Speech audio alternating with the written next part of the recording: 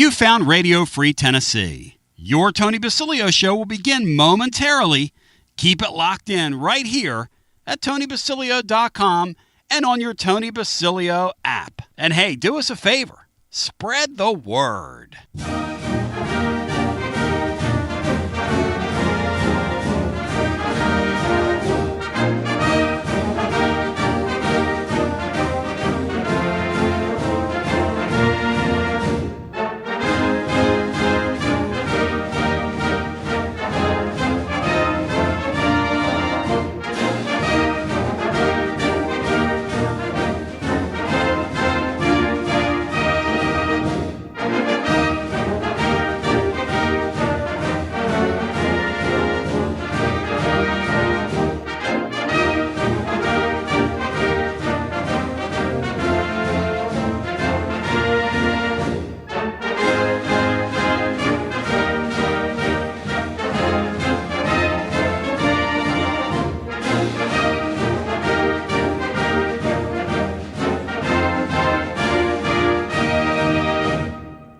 Another award-winning, thought-provoking, action-packed edition of the Tony Basilio Show is coming up next. Tips are always appreciated here at TonyBasilio.com, home of the Tony Basilio Show.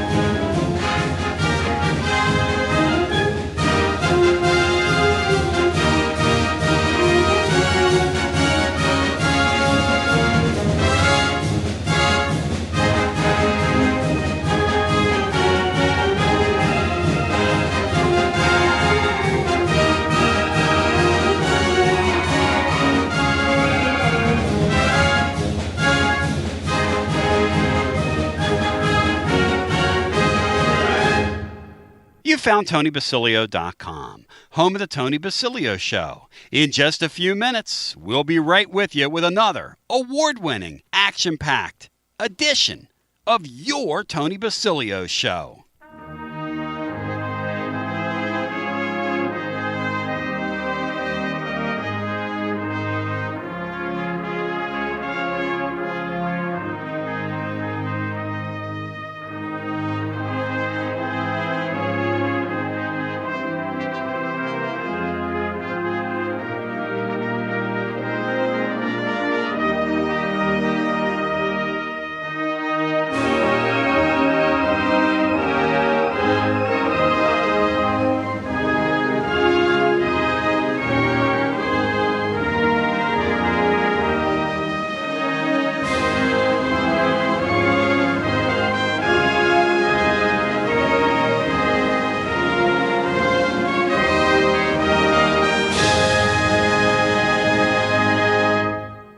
You found Radio Free Tennessee. Your Tony Basilio show will begin momentarily. Keep it locked in right here at TonyBasilio.com and on your Tony Basilio app. And hey, do us a favor. Spread the word.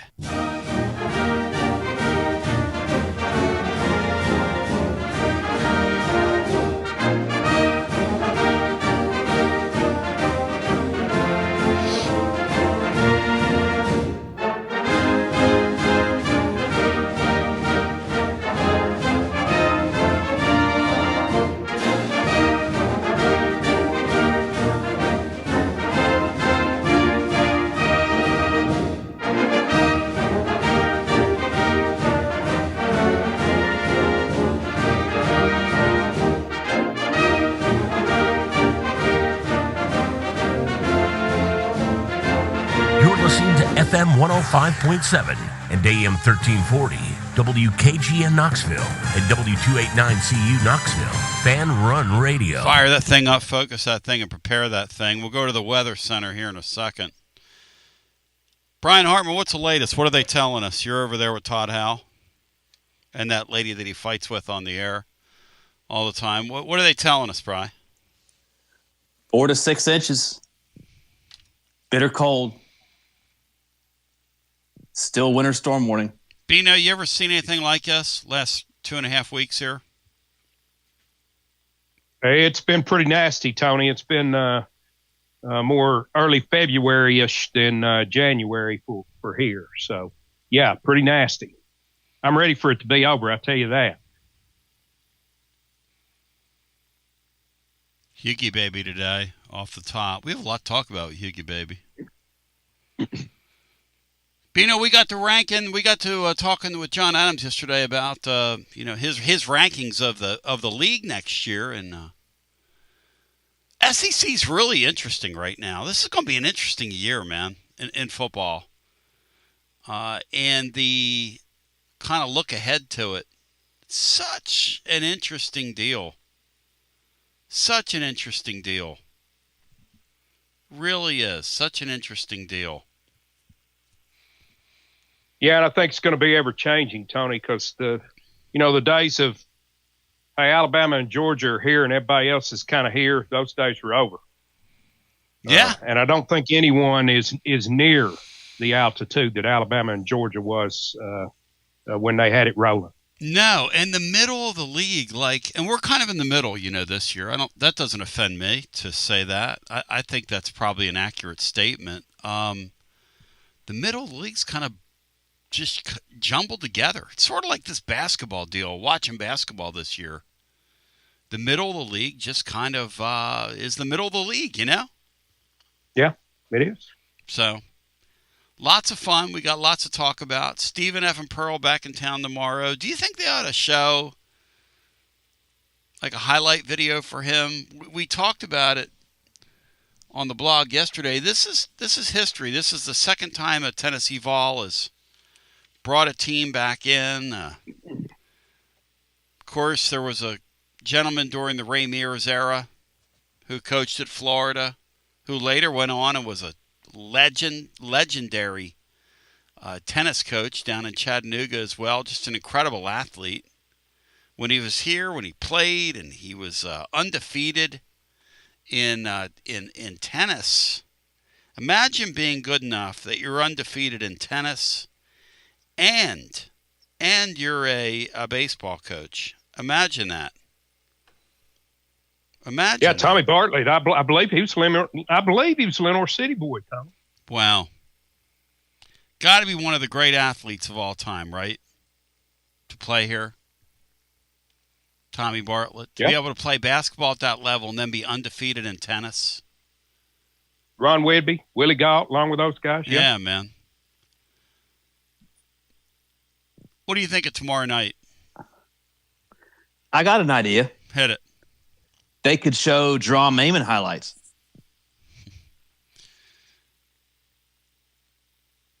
What would Stephen F. and Pearl's highlights be? And Bino, are you going to share the Stephen F. and Pearl story in honor of? Because I took I don't know whether I should have last night, but I took the gentleman under wing, who's a pretty noted basketball writer down there at Auburn yesterday, and told him this whole Stephen F. and Pearl story. And he giggled about it. He said, the funny thing about Stephen Pearl is when you ask him questions, he actually gives you really thoughtful answers. He said he's actually pretty good to deal with. Doesn't have the polish his father had. He doesn't have the... doesn't quite have all the jargon down. You know what these coaches do, Bino? Where you talk and say nothing? He actually is trying. He's actually trying to talk to you. So... What he's done so far has been pretty impressive, Tony. I thought he was put in a really bad situation. Yep. I mean, obviously it's one that pays really well. But I don't think Bruce did him any favors by automatically elevating him to head coaching position. And I think he's handled that pretty well. He said he also, like yesterday, said he also was handed a short stack team, which none of these coaches leave when they have a great team. No. Any of these coaches, the time these coaches leave is when the when the roster's a little short and the getting's good and it's time to get out and let's go. I'll tell you this about Pearl, though. You look at the secondary market for these tickets, and it's like $15 to get in tomorrow night. This thing doesn't have the same pop of when his dad was here. Stephen F. Pearl seems to be kind of a secondary player in this thing. If the weather is what it is, then it's going to feel like the COVID season. I think that's right, Brian. It could possibly, very possible. Brian, if it's 8 degrees tomorrow night, eating snow or no snow, come on now. Snow or no snow. And by the way, tickets the attendance this year in basketball games been softer than years past. I don't know what that's about.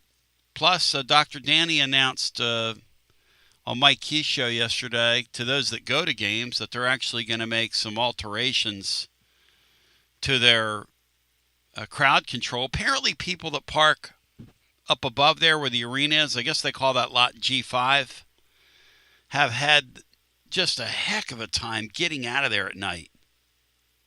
Just a heck of a time getting out of there and get pinned in up there. Danny's traffic patterns. Danny, I think Danny, when he was at Notre Dame, I think he slept through logistic and transportation because his crowd control at football games and this basketball thing, I've heard from so many high rollers that tell me they get pinned in that parking lot up there, and it takes them 75 minutes to get out.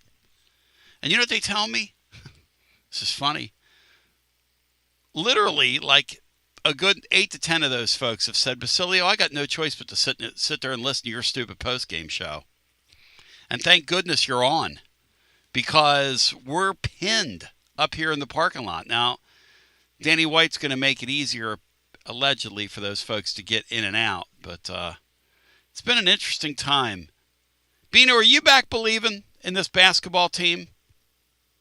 Because we embarrassed ourselves on the post game the other night when we literally sat there and made fun of the game rather than celebrating the win, because the game was just so goofy, Beanstar. It really was a goofy win. I mean, I don't apologize for that, but it's really odd, isn't it? Yeah, I am ecstatic that they won 2 games on the road, Tony, that I thought they were not going to win. I thought we were going to be sitting at 2-5. Yep. Going into this Auburn game. And instead, we're there at 4-4. I believe now that this is a over 500 conference basketball team. I believe we're in a stretch now where we're going to win 5 of the next 6 or so, 4 of the next 6 at the very least, and set ourselves up to be, a higher seed in the if that's the correct terminology, a better seed in the NCAA tournament than I thought that we were going to go in with. That I believe about this team. I listened to the post game the other night, Tony, and you've forgotten more about hosting than I know, but I know a little bit about it based on all the opportunities that you've given me. And I can see where that happened. I think Laura was correct. I think it was heavy on criticism and too light heavy. on celebration. It was based ridiculous. on coming off a 2 road win. Yeah, it was ridiculous. But this team, Tony, is, it's like a baseball team with a bad bullpen. It just cannot close basketball games, and it's maddening to sit and watch and try to will them to the finish line when they're shooting every toe off. And what you do is it makes you think more about how that's going to affect upcoming games and the future, and you forget to celebrate what just occurred, which was the win. We put ourselves looking into the future and worrying about that rather than celebrating the night. And that's a sad thing because, the thing that impressed upon me, and Laura got in my face, she said, you realize, Tony, you guys are on here complaining about post-game, about the way the ball's played, and there are people literally out there who have charged their phones up, who want to listen to you, that don't have power in the middle part of the state, that will listen to this thing back for their leisure, and their basketball team just won, and you guys can't say nice things. You guys can't say nice, and she's right. She said, you're the journey guy. You're the let's enjoy the journey guy. I mean, the sun shined on the Vols here tonight. Bri, your boy Easton Hayes on here said Wednesday's postgame was an embarrassment. All capital letters, Tona. You clown. Easton Hayes, Bri, your boy. 865-200-52. Whatever happened to Texas Fan 11, Bri? Did he morph into something else? Do we know where Texas Fan 11 is? He's got a daughter in the UT band. Let's go! South Lane band, by the way. Let's go. So, let's name some names. Texas Fan 11, shout out to you. I love you. On the other side, Mike Hugan, and presented by our friends at Gufon Moving and Storage. There's so much to talk about. I mean, on field, off field. I want to rank the teams with Hugie. It's way too early to do that. I want to get his thoughts on John Adams' thoughts, and then we're going to pivot into that for a little bit and have some fun with it. And then do a little Stephen F. and Pearl Tell Me a Story for those of you who encountered him. I kind of like Stephen F. and Pearl personally. All kidding aside, I think he's an overcomer.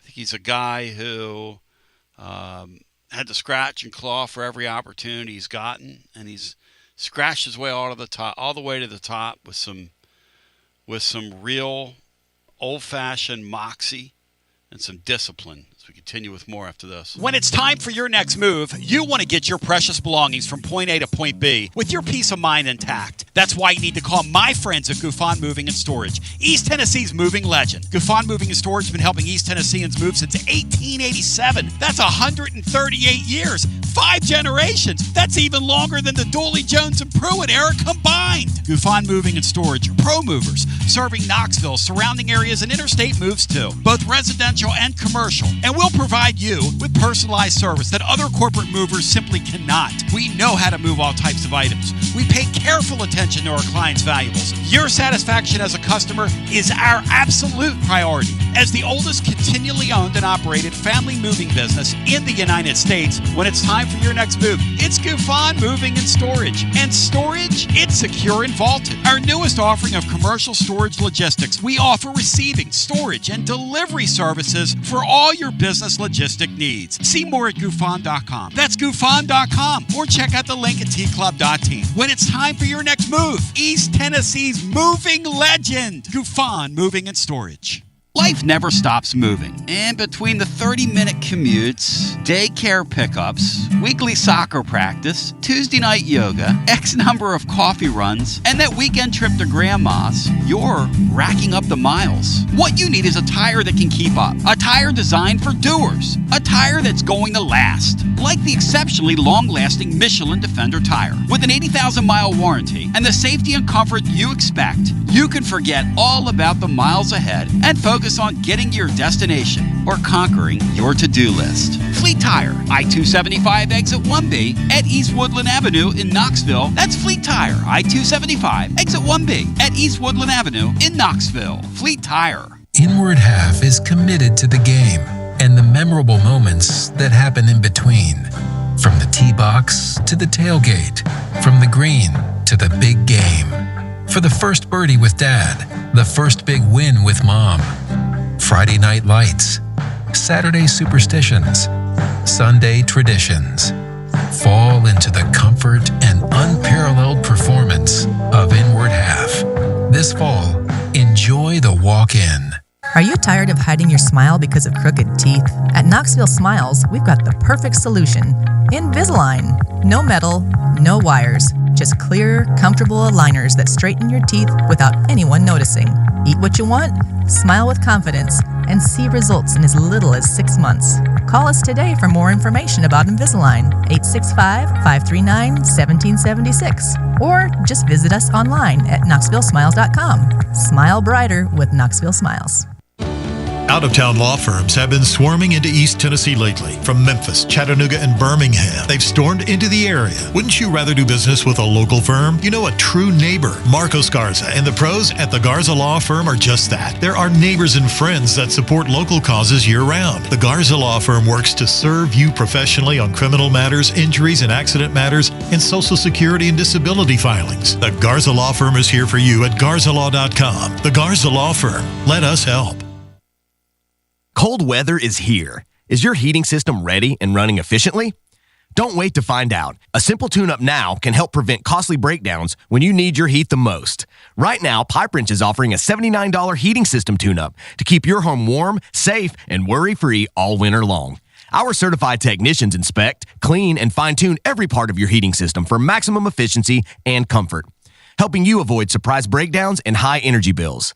And with Pipe Wrench Home Service's same-day service guarantee, you won't be left out in the cold waiting for help. Your comfort isn't just our job, it's our promise. Schedule your $79 heating system tune-up today at PipeWrench.com before winter decides to test your heater.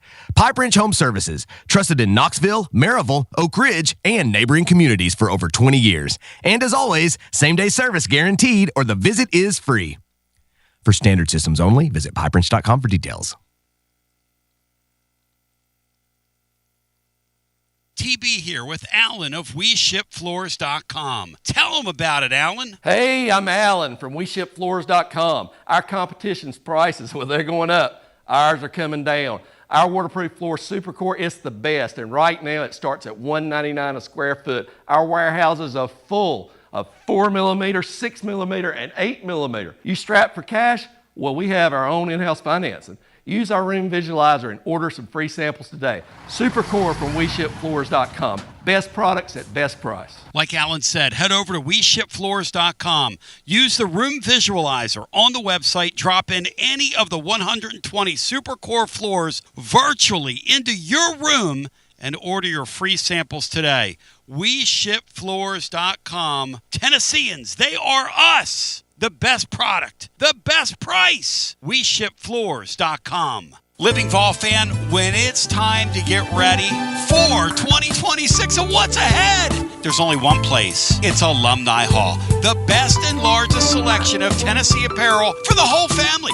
Top brands, Nike, Champion, Columbia, Peter Millar. And check this out. All the basketball stuff that the Tennessee basketball fan could ever need. Some great Tennessee baseball stuff as well. Any season, any reason. Alumni Hall, 3 locations in Knoxville. Also Murfreesboro, Bristol, and now open, of course, in Johnson City. And anytime online, alumnihall.com. Say it loud, say it proud. The ultimate volunteer shopping experience. Alumni Hall.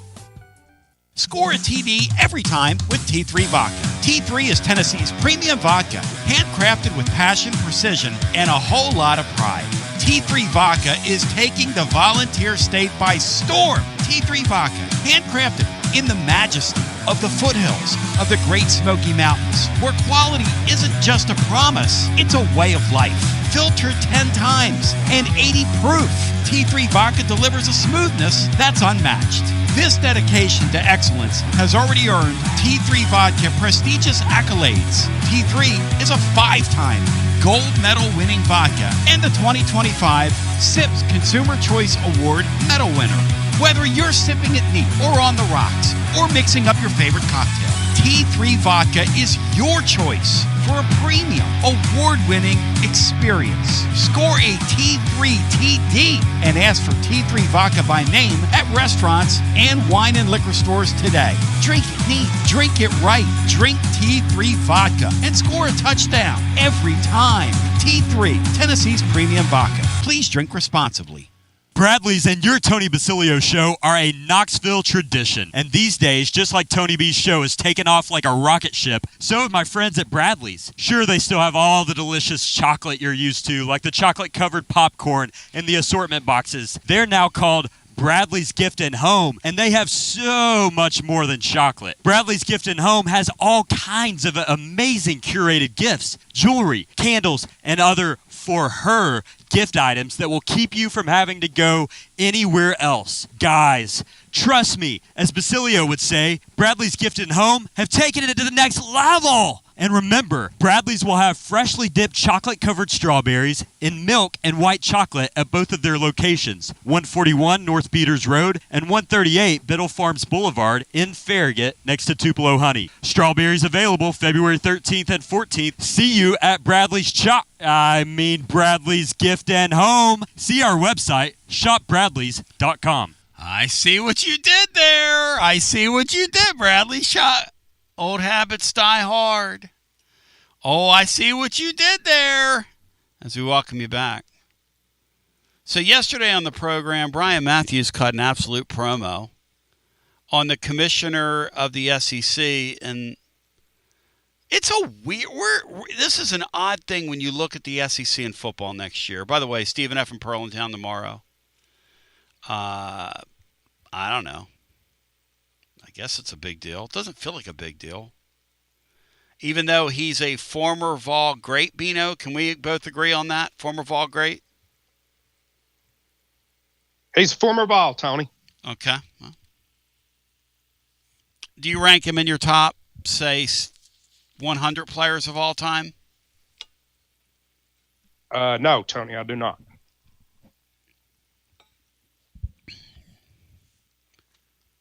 We should lean into it, though, man. We should have Jackie come out and sing the anthem.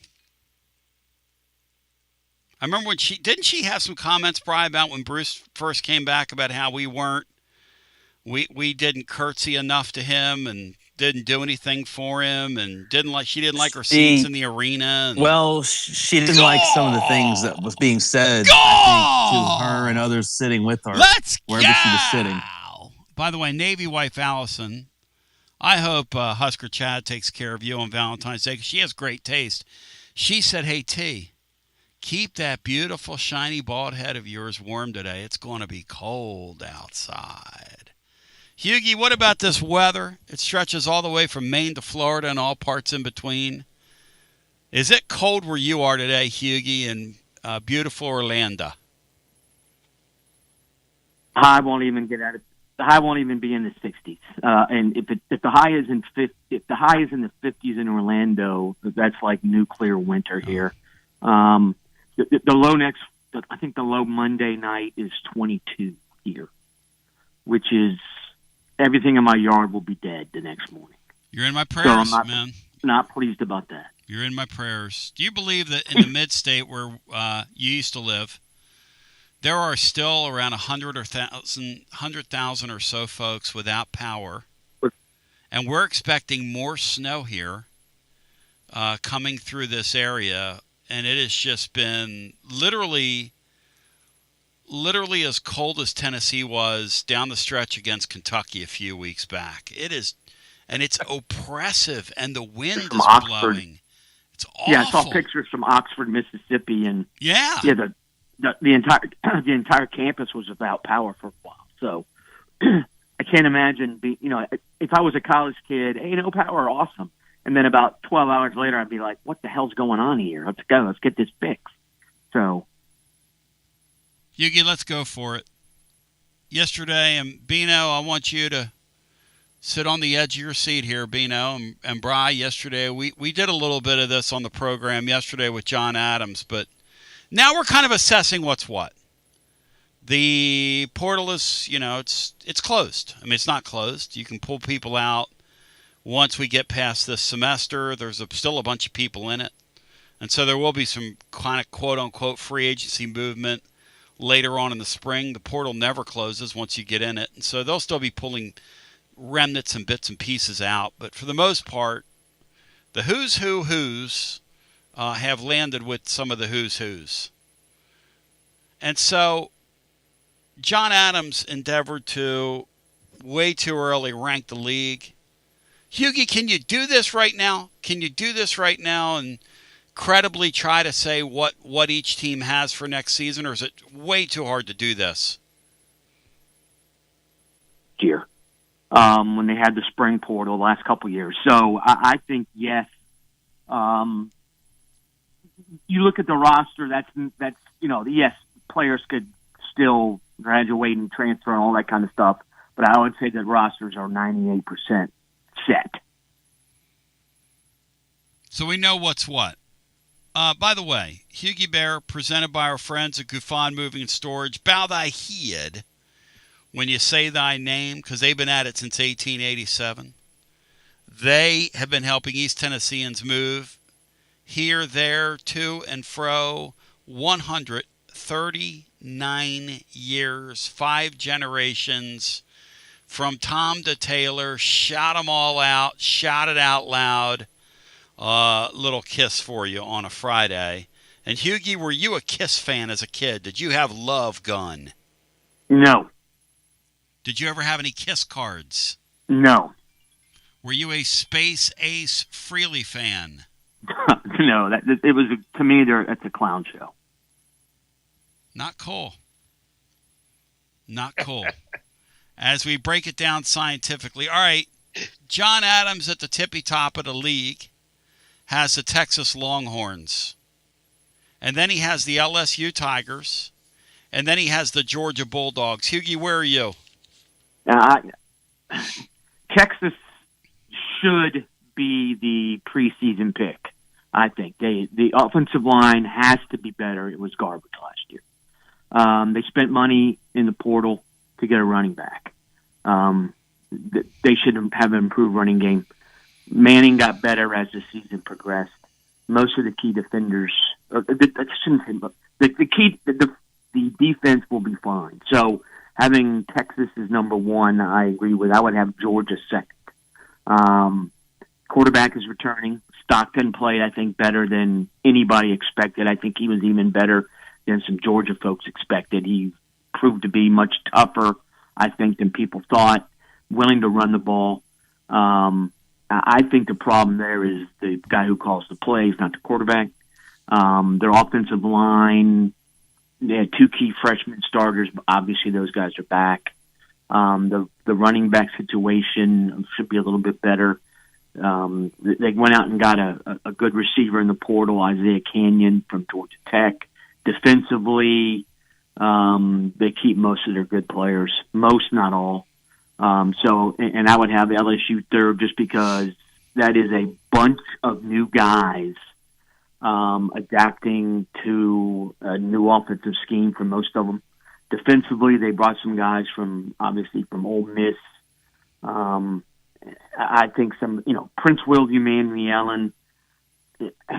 I think he's a little bit overrated.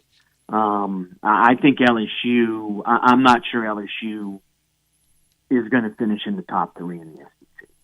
I think there's a ton of pressure. How about that? I love that. Say that again. LSU's not going to do what?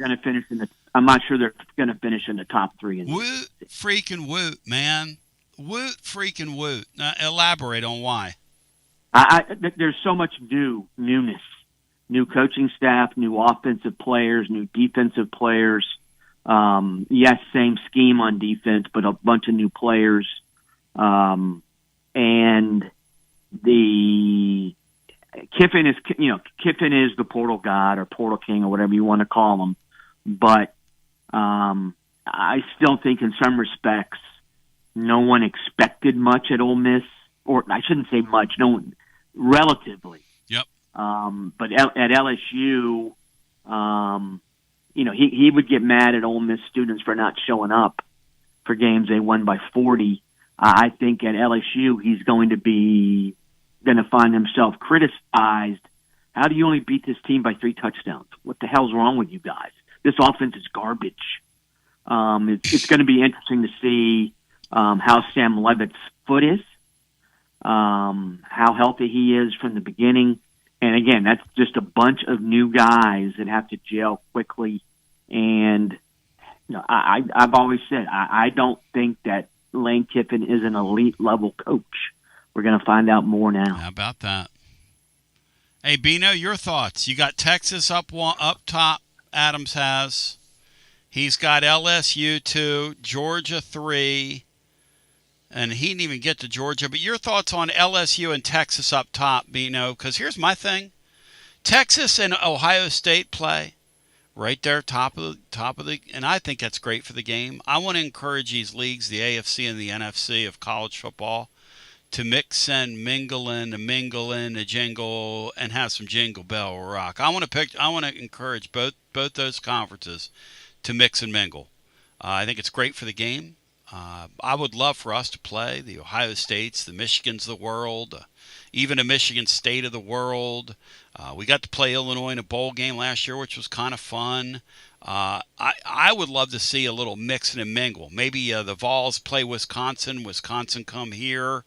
Get a little bit of different flavor in the deal, just every once in a while. But Bino, Texas, you get the feeling it's either going to go really well for them or not so well. What do you think, bro? Tony, like Mike, I believe that you probably have to project Texas as the winner of the league based on what they're bringing back and based on Arch Manning's progression as last season went along. But based on their recent track history, I would take the field against them. I think you have to pick them. I don't think they're going to win the SEC based on what we've seen recently. And I would put Georgia in front of LSU. I understand John's thinking now. John absolutely is in love with the portal now. Yep. And I think the portal is much more important and has to be used more than we're using it probably. But a place like LSU, where you've got your choice of high school football players and very few people come in there and take them away from you, I think they've gone too heavy portal. And I think Georgia finishes in front of them because of that. By the way, Georgia, let's talk about that, Hughie. They sat it out this year. They sat out the portal. You mentioned this before. They basically added a few pieces here or there, but they didn't do what they did the previous offseason. They feel like they've got enough team to qualify for the playoffs, maybe win the league. What do you think? Are well coached, so I think that Mike Bobo, he's not an elite offensive coordinator. They went to the portal for holes to fill rather than wholesale changes. They may only have 3 guys out of the portal who start for them this year. The transfer from Clemson, Khalil Barnes at safety. I think Isaiah Canyon is definitely going to start. Maybe Amaris Williams, the edge from Auburn, though I don't know about that. They got a cornerback from Southern Cal, Brandon Conley, who can start. But for the most part, they brought in guys to be the number 2 guy at that position, just to add some depth. Stockton, again, I think if he makes, I'm not a huge Bobo fan, but I got to give him credit for he leaned into what Stockton does well. But I think that it's interesting that there are coaches out there who are like, oh my God, this guy's stuck in, this isn't 10 years ago. Well, I think Kirby Smart is one of those guys. I'd much rather build from within and then supplement. And Bino's point about LSU is 100%. Lane Kiffin was a portal-only guy basically at Ole Miss. Mm-hmm. To do that at LSU is malpractice. And maybe he did it because he looked at last year's LSU roster and realized these are not winners. But going forward, if he's getting 25 guys out of the portal on an annual basis at LSU, he's doing things wrong. What's the number here, Bino, if you're doing it right? How many guys are getting out of the portal at a place like this? Because we don't have LSU's advantage. We don't have Texas's advantage. We don't have Georgia's advantage. I think we have to increase the percentage of players that we take out of the portal, Tony. We took, I think, 20 this year. Mm-hmm. That's probably 5 light going forward or more. Hey, Hughie, where are the great teams in the league? What's happened here? As I look down at this thing, Texas has a great collection of talent. I don't know that I'd call them a great team. I look to the north, and it looks like those teams there at the top are better. I don't know how to make sense of that. And then I thought the middle of their league this year got better.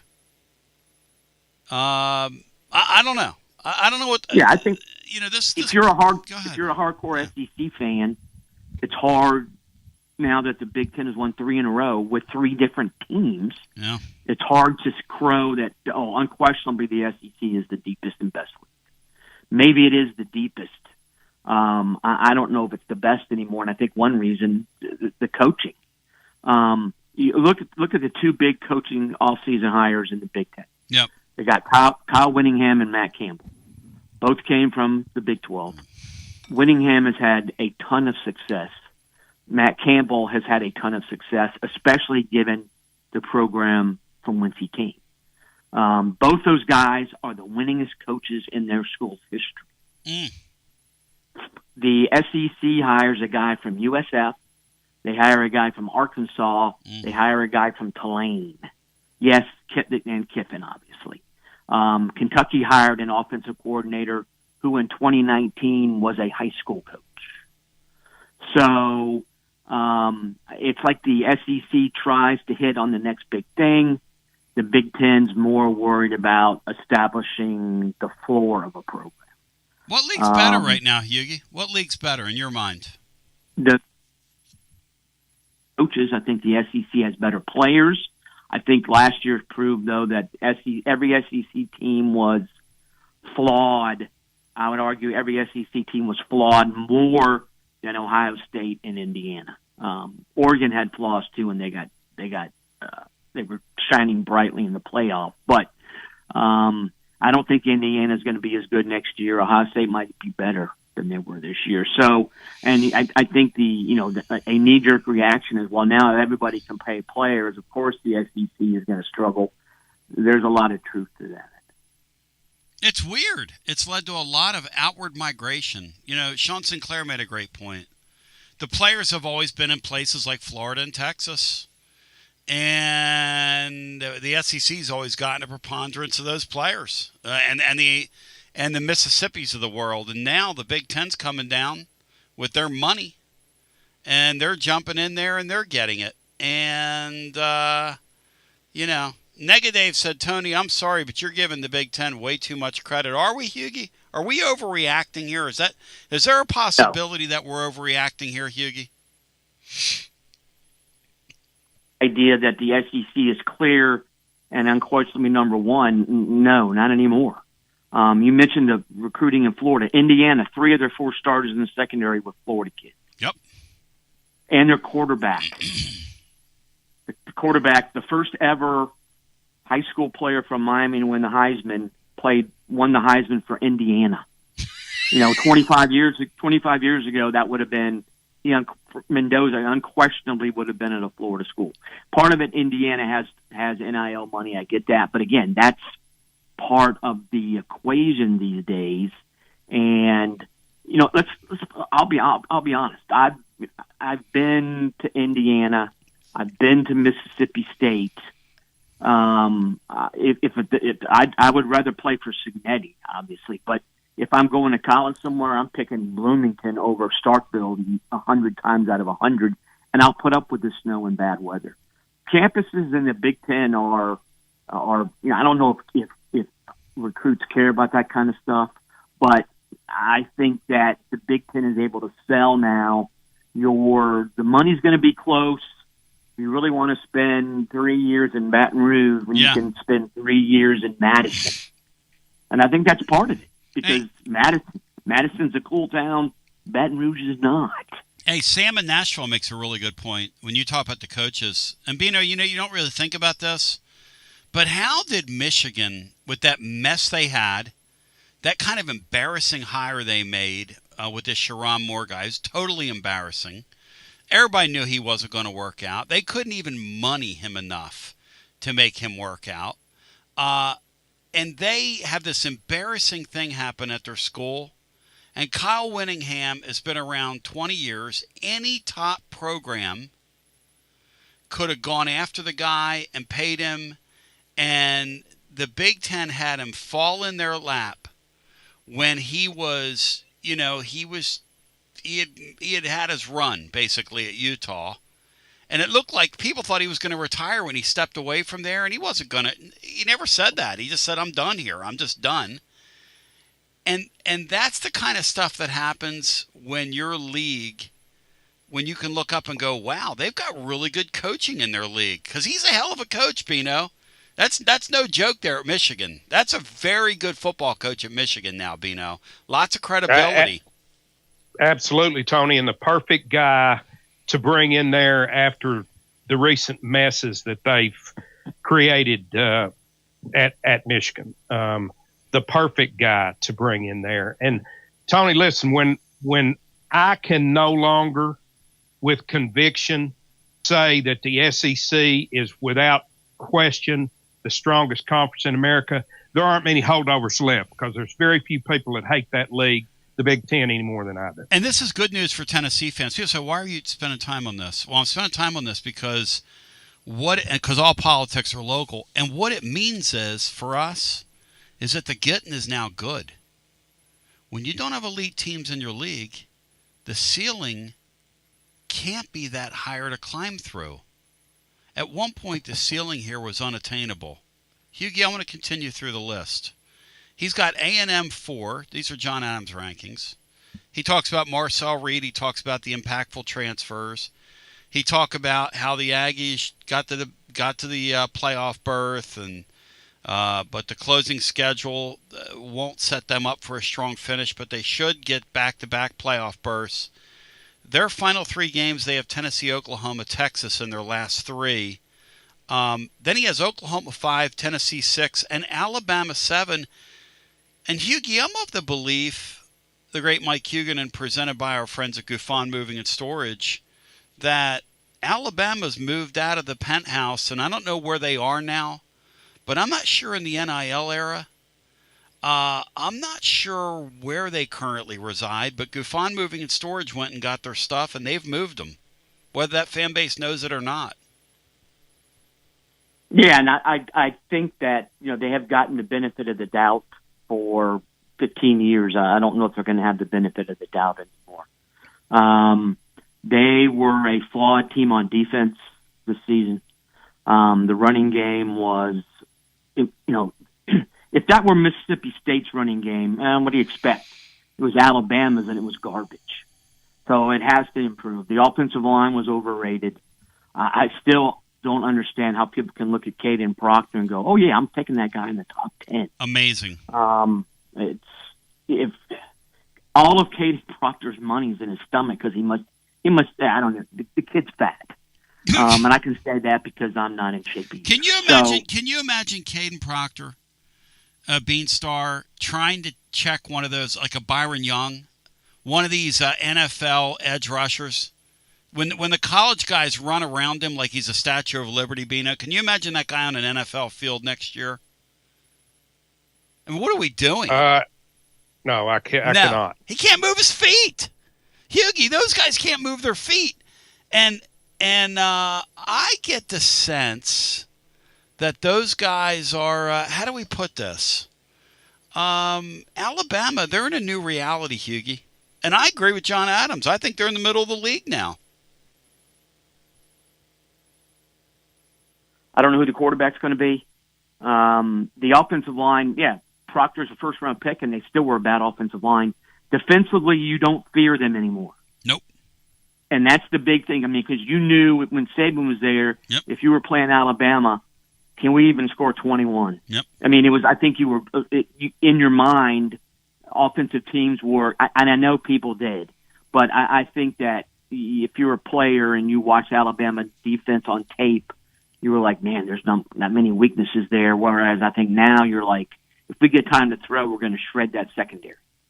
So, and again, the last time we saw Alabama on the field, Indiana treated them like a FCS opponent. So I think the Alabama mystique is gone. I think that to an extent, it should have been expected because Saban was king of all time. But, I think DeBoer's a really good coach. Took Washington to the national title game. But there's a lot of teams in the SEC that have more talent than Alabama now, and that's something that I did not think I would say until maybe 3 or 4 years from now. So, Alabama definitely, the talent level has fallen off. So, Huggy, think about the rosters, and we're just doing this on the fly here, and we're in a barbershop, okay? So nothing you say in a barbershop can or will be held against you in a court of sports take law. We're just having takes here. Oklahoma 5, Tennessee 6, Alabama 7, Missouri 8, Ole Miss 9. If you were ranking those, just that little group of teams in the league, the upper middle of the league, Oklahoma 5, he has Tennessee 6, Alabama 7, Missouri 8, Ole Miss 9. Where would you put those teams, Hughie, if I said rank those 4? I think losing Kirby Moore, their offensive coordinator, is gigantic. Quarterback situation, they got the young kid playing now. I can't remember his name because Pabula left. Ahmad Hardy's back. They have 2 excellent running backs. I think Mizzou's time as, oh my God, they could win 10. I think that's gone. Okay. Ole Miss, a gigantic question, obviously. Pete Golding doing the best he can to keep the talent level up, including evidently massively breaking NCAA rules to the extent that Hugh Freeze massively broke NCAA rules. Let's go. We'll see if the NCAA does anything. Oklahoma, Mateer's back, and presumably, this is a playoff team, but I'm not sure they really ever looked truly like a playoff team for more than 2 weeks in a row. Mateer should be 100% healthy. The running game has to be better. As long as Venables is there, the defense is going to be really, really good, but the offense has a ways to go. Tennessee, to me, is a mystery. What's the offense going to look like? We talked about Alabama. What's their offense going to look like? I think that Ole Miss and Missouri, I think Ole Miss is going to, yes, they're spending money. I don't think Pete Golding is going to be a very good head coach. Basically, a lot of all-new offensive staff. I think Ole Miss is going to slide back into what it had been for much of the past 60 years, a middle-of-the-pack at best SEC program. I think Missouri is going to slide back. Tennessee, the biggest mystery to me out of those teams. Isn't that funny? Hey Bino, Vols Deep's got a great point here. You think about Orange Blood. You think about the Vols being ranked 6th in that survey here early on, with the serious question at quarterback, and quarterback's everything, right, as we know in today's game. Doesn't that just go to illustrate how oddly, I don't want to say soft, but how odd life is in the SEC right now, Bino? Where are the Floridas of the world? Where are the Auburns of the world picking up the slack there? Where are the South Carolinas of the world picking up the slack there in the middle of the league? That you would plug a Tennessee team in there with a 6th and say, hey, if you get a break, and I know that schedule is extremely hard, and it is extremely hard, and I don't expect the Vols to contend for a playoff shot, but the league, somebody's got to slide into that 4th slot. The league is weird, guys. Beanstar, isn't that the truth? The league is just strange. Yeah, it is, Tony, and John's not a homer. John's never been a homer. No. John writes in this area. So what allows it to happen is in the middle of that league, wherever you are in this region, you could rank those teams basically anywhere you wanted to rank them. And there wouldn't be a whole lot of argument out there. I'm not sure how you can rank Tennessee that highly without knowing exactly who the quarterback's going to be. Here's what he says. I'm not sure who the Vols quarterback will be, But Josh Heupel's averaged 9 victories per year through 5 seasons with 4 different quarterbacks. That's true. And a guy wins. I don't know how he wins because it's not the prettiest football in the world to watch. It's sort of like our basketball team. It's sort of maddening. But the guy wins games and continues to win games. And Hughie, this league is really strange, man. I mean, seeing Alabama down like they are, it's just so odd. And I don't know that they get back up. I don't know that Alabama, I don't know they have the money to do it. Kind of reminds me of Clemson. You know, Dabo's sitting up there and bitching, moaning, and crying the other day. In the old days, you think Dabo and what they were doing at Clemson was above board in the old days? Now, come on now. Come on now. I don't think they were an egregious cheating team, but I was of the opinion, and I'd said it on your show, every single team in FBS cheated. Thank you. Now the question was, did they break a gray area rule? Yeah. Everybody does that. But the blatant cheating like Hugh Freeze did, there was only a handful of those. I love Hugh Freeze. Clemson did not run a 100% clean program. Nobody ran a 100% clean. Yeah. Hugh Freeze went to Auburn and really disappointed me because he just – I don't even know what that was, the Hugh Freeze era at Auburn. It was if he could take Ole Miss money and find first-rounders, he could take Yellowwood money and find first-rounders. Yeah, and he didn't. He did not. Well, I think part of it, though, is that everybody else was paying what he was paying now. So that sort of dulled some of the edges of his advantages. But, yeah, the quarterback situation in the SEC next season, the 3 teams at the top of John Adams' list all have established quarterbacks. Now, the established quarterback at LSU established himself elsewhere, but still he's established. Yep. Oklahoma has a starting quarterback back. Texas A&M has a starting quarterback returning. Yep. I'm not sure anybody else in the SEC does. Oh, South Carolina does. Lenore Sellers. And they're bad. They're bad. That's the funny thing, too, about the league, too, is my narrative has always been, I talk to my Big Ten friends in Pennsylvania, hey, man, the bottom of our league would kill the bottom of your league. When I look at the likes of Arkansas and Mississippi State, who can't get out of their own way, and Vanderbilt, life after Diego Pavia is not going to be very kind to them. No offense to the Vandy fan listening to us, and there is a Vandy fan listening to us. The likes of South Carolina and Shane Beamer and that stunt he pulled last year at halftime of the A&M game, which is one of the greatest things I've ever seen. Hughie, it just doesn't feel like our league. I don't know. It doesn't feel like it's gaining traction in this era. Again, I'm back to this. It's just a strange thing to say out loud. I think South Carolina's spending money. Florida's spending money. Yeah. Arkansas is spending money. Auburn is spending money, but so is everybody else. And I think sometimes if everything is equal and that team has a better coach, well, the team with a better coach is going to be more successful.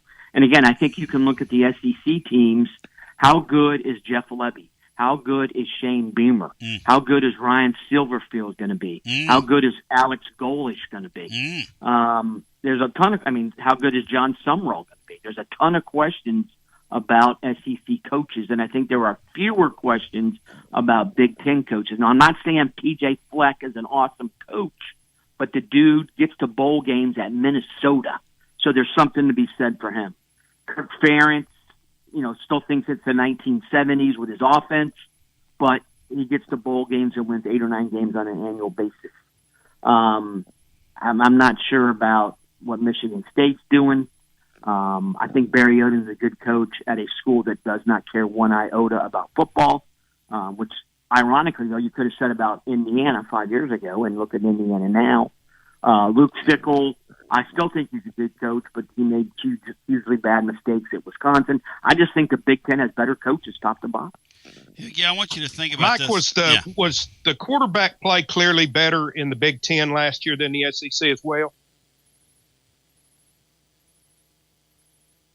Think about this. Julian Sayin was a first-year starter. I'm not sure any SEC quarterback played as well as he did, and he wasn't even the best quarterback in his league. Mendoza wins the Heisman. Going to go early in the draft. Dante Moore, had he come out, would have gone early in the draft. Awful player. Michigan had a freshman who was uneven. I think the biggest disappointment, Illinois had a quarterback who played well.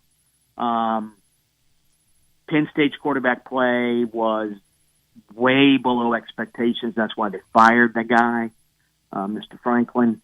I think quarterback play in the Big Ten as a whole was better than it was. It's just weird. And yes, there were some bad quarterbacks in the Big Ten, but there was some bad quarterback play in the SEC as well. Hughie, for next week, here's your assignment. Are you ready? I want to rank the SEC basketball teams. I want to tier them, top tier, middle tier, bottom tier, sort of like we just did, and talk about that next week because we're having an interesting year in the SEC in hoops. Stephen F. and Pearl brings Auburn in town tomorrow night. It's going to be about 8 degrees. And we would have gotten, what's the weather forecast, Bryce? Somewhere between 4 and 6 inches of snow in these parts. I mean, it has been just awful here. Render. Awful. I mean, rancid weather, in your words. As a great Mike Hugan joining, so be thinking about that for next week, because now that hoop season really takes on on its vision here as we get into the month of February, the month of love. Yeah. Hugie, for you, I asked the following, and it's kind of incredible. I want your Gouffon Moving and Storage Mover of the Week. And it's presented by our friends at Gouffon Moving and Storage. Shout out to the great Taylor Gouffon. 5 generations. The 5 count, King Kong Bundy. Secure vaulted storage. Newest offering of commercial storage logistics. Receiving and storage delivery services for all your business logistic needs. And Hughie, I know when you hear me say King Kong Bundy and evoke that name, you're going to be watching some Royal Rumble this weekend. Actually, no, but for Mover of the Week, yeah, weirdly, I think it's Bill Belichick. I mean, people actually feel sorry for him now. He has gone from the object of derision to, oh my God, he got royally rooked. So the Pro Football Hall of Fame voters have turned Bill Belichick into a sympathetic figure, which is mind-blowing on a lot of levels. Hugo, you know a lot of these writers. You worked at NFL.com for a while. You know these people. And I think how petty is that? How Tom Petty is this whole thing? I think in some respects it is, but others, I mean, I think there was one guy, Vahe Gregorian, who works for Kansas City. Yep. He said they changed the voting rules and they put multiple categories into one. He said, I didn't vote against Bill Belichick. I voted for the 3 players who were on the ballot. He goes, because I think is basically, to paraphrase, pro football is the players. The players deserve more than the contributors and coaches on my ballot, is what he said. He said, why did they put coaches and everything on the same ballot as players? He's got a point. Belichick's going to get into the Hall of Fame. It's not like, oh my God, he missed out on the first ballot. He's never going to get in. But again, the idea that, every 99.9% of the stuff written about Belichick in the past year was negative. And now 100% pendulum swinging the other way. Oh my God, I feel bad for that guy. How is he not a first ballot Hall of Famer? Awesome mover of the week. That's why you're great at what you do, man. That's why Bino loves this segment. That's why the great Tom Gouffon loves this segment. C loves this segment. You bring it to the table. I mean, that's a great mover of the week, Bino. There's a man slid from one side. Last year we were talking about him and his 60-minute, 8 months ago, his 60 Minutes interview. And now we're talking about how in the world are they going to have a Hall of Fame and not put him in it this year, Bino? He's right, isn't he? Yeah, absolutely right. I would have never thought of him, but he's perfect. He's the only one that could be the mover of the week. Yeah, because he moved. He moved. People feel sorry for Bill Belichick. That's impossible to say, yet it's happened. Do the Volunteers tag a defeat on Stephen F. and Pearl, and will he get a technical tomorrow night as he comes back to the house that Bruce built? His dad built. Yeah, I think Tennessee wins. I don't think Stephen gets a technical though. Thank you, my man. Good. My best to you, brother. All right, talk to you next week. Thanks. Thank you. And you need to spend some time with the Love Gun record and open your ears up to some good old fun rock and roll. He hates Kiss. My God. He's a big alt country guy. Sturgill Simpson, etc. Told me he saw Driving and Crying about 5 months ago, and they weren't very good. He was kind of disappointed. Said it was too loud. I hate going to see people and when they're in their loud phases and they turn everything up and you're just kind of like, I mean, what are we doing here? It's in your bag. At any rate, 865-200-5402 is the numero dos. We're going to open it up for you on the other side.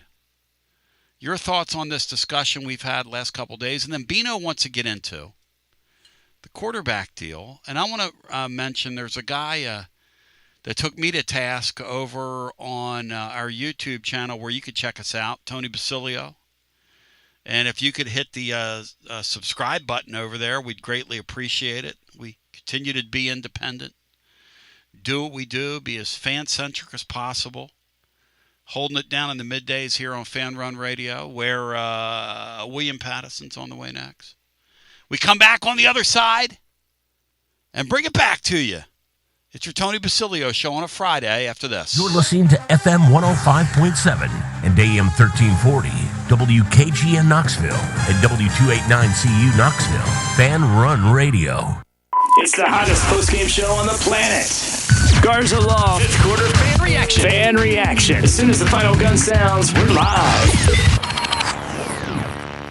When it's time for a fresh coat of paint, run, don't walk to Walker's Painting. Interior and exterior, Walker's Painting's been making it beautiful since 1999 across the Knoxville area. New construction, repaints, commercial, residential, free estimates available. And get this, mention you heard Walker's Painting on the Basilio Show, 10% off your first job. Let's go! Run, don't walk to Walker's Painting. 865-688-1410. That's 865-688-1410. Walker's Painting, making it beautiful since 1999. Check out the ad at the blog at tclub.team. Walker's Painting.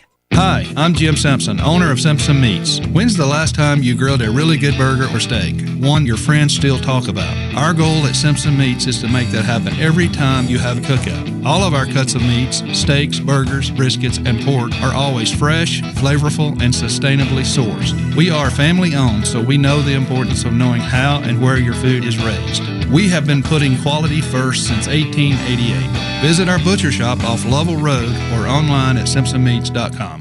Okay, so we really need uniforms and equipment for this season. Can I trust you with that? Cool, I'll just order them online.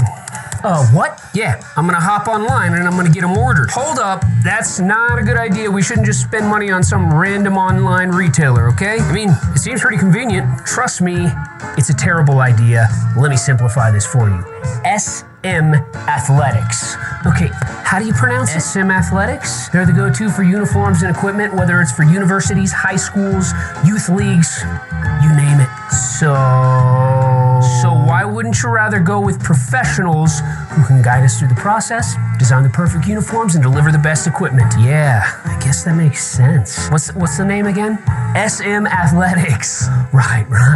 It's definitely smarter to go with a company that emphasizes customer service, fair pricing, and, of course, excellent products. Exactly. So, yeah, I guess it's settled then. For uniforms and equipment for all sports, it's SM Athletics. When a dangerous, overgrown, or storm-damaged tree is threatening your home, your car, or your family, don't risk it. Call ECR Total Landscapes, your local tree cutting experts. From precision tree removal and trimming to emergency storm cleanup, ECR Total Landscapes has the equipment and the experience to get the job done safely and efficiently. Call today to set up your free estimate, 865-384-2012, or just go online to ecrtotallandscapes.com. Josh Collins at Collins Insurance Agency. At Collins Insurance, we strive to ensure our customers receive better coverage along with bigger savings. Our community is important to us. We want to provide exceptional service to our customers. Anybody can provide great rates, great coverage, but can you also get great service? And hey, don't just take my word for it. What's up, everybody? Zakai Ziegler here. My family turns to Collins Insurance Agency for the best service, coverage, and price. So don't just go online and get some random insurance. Experience the Collins Insurance difference. Like he said, experience the Collins Insurance difference. CollinsInsuranceTN.com. CollinsInsuranceTN.com. And hey, their Mama's Easy approved. CollinsInsuranceTN.com. Thank you to Josh Collins and ZZ. One more thing, Tony. Go Vols!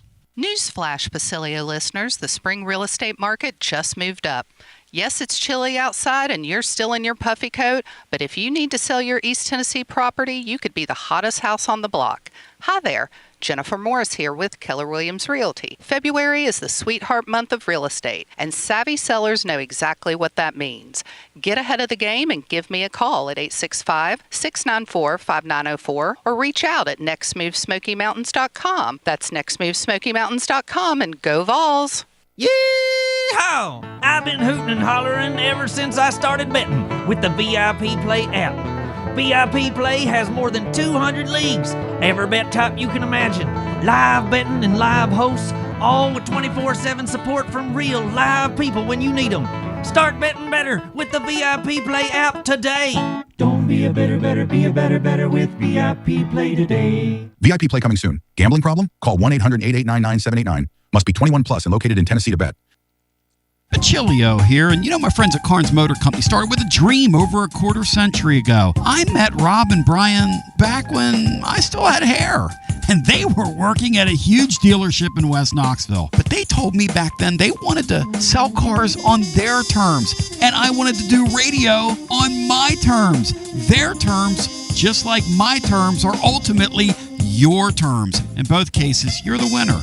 A Car Guru's National Award winner with a 5-star rating on all sites, just like our Vols. Everything about buying a car from Carnes Motor Company is no hassle. They specialize in high-quality pre-owned vehicles between the $5,000 to $25,000 range. And if you need to sell a car, they'll either buy your car or they'll help you sell it. Carnes Motor Company also has a top-notch service department.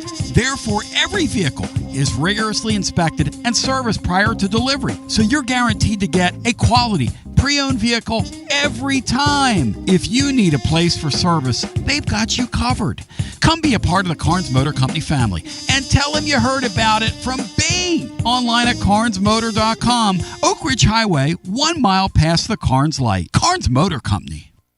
T to the B back with you, 865-200-5402. Now, one thing you know understand about me is, like the other night, there was a guy that called in on the post-game show to dunk on me. And I let him dunk on me. A lot of people would have cut him off.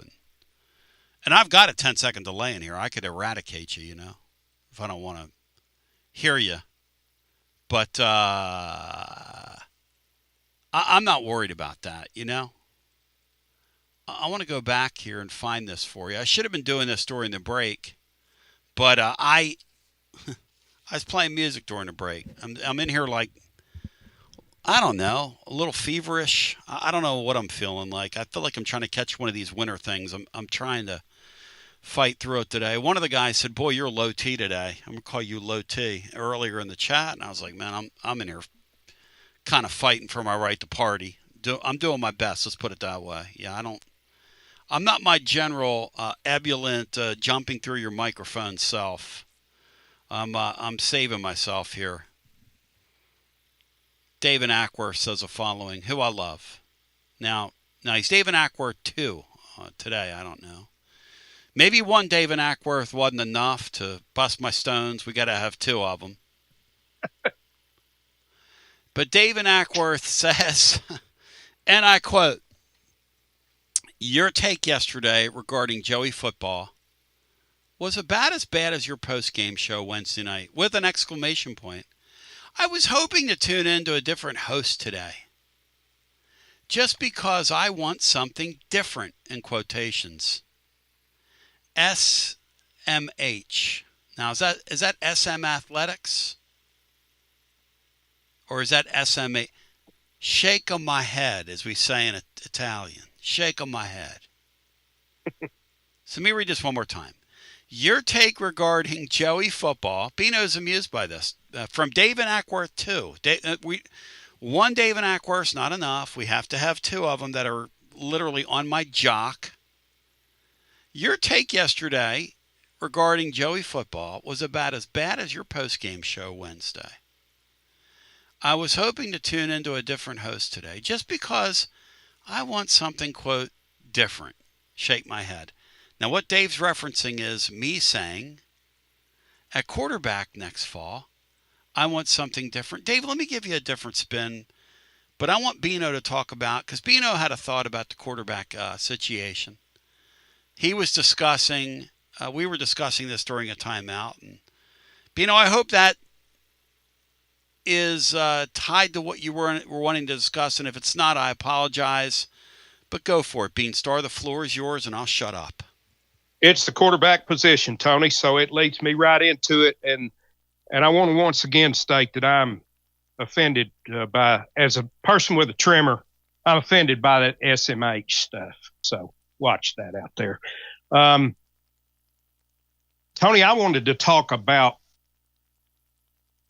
Tennessee's approach to quarterback this season. And I want to get your opinion on if you think I'm just way out in left field. I think they actually had a plan, Tony. I'm not saying it's the right plan. I think they had a plan. And I think the plan was to get one of the top three quarterbacks in the transfer portal, that being Sorsby, Levitt, and Sorsby was off the board early. They had no shot there. They took their shot at Levitt. I think he even stayed extra time here. So I don't think that was for show, like Sammy said yesterday. I think they really wanted Levitt, and they did not get him. They went down and tried to get Simpson interested, and he was not interested. I think that their plan was, if they couldn't get one of those, they felt like going with what they had was as good as what was left in the portal. And I think that was the plan. I'm not saying it's the right plan. I think they had a plan, and that was it. Bino, can I say to you that you're probably right, and here's why.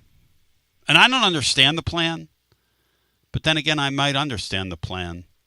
And I think if what you're saying is the plan, if Joey Aguilar wins his court case, he's going to get in the way of the plan. Now, Dave and Ackworth, I need him to open his ears here. Because the reason I'm saying I want to see something different is if how do I say this without saying it to say it? I'm just going to say it because I think it. If that, in fact, is the plan and Joey Aguilar wins his court case, he's going to get in the way of the plan. Tennessee needs to win in 2027. This year's a tread water year, maybe. Okay. Now, I want you to really think about this, because I'm the person that's going to say this, because that's why people tune this show in, because I'm going to say it. And I'm going to say it. I'm going to say it to you. Don't you have to grow one of those kids this year? If Joey Aguilar wins his court case, he's back playing again in the fall. What's that do for you in 2027, which is your moving year? And I want Dave and Ackworth to think about that. That's why I wanted to see something different. John Adams goes, you want to see something different? I didn't articulate it properly yesterday. But Yeah, I want to see something different. I want to see something different.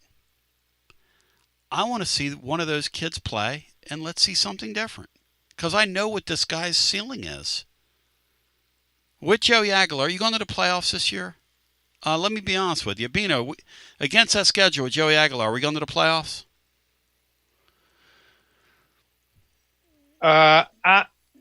I'm Tony. I don't think you've got any better percentage of going to the playoffs with one of the young guys against that schedule than you do with Joey.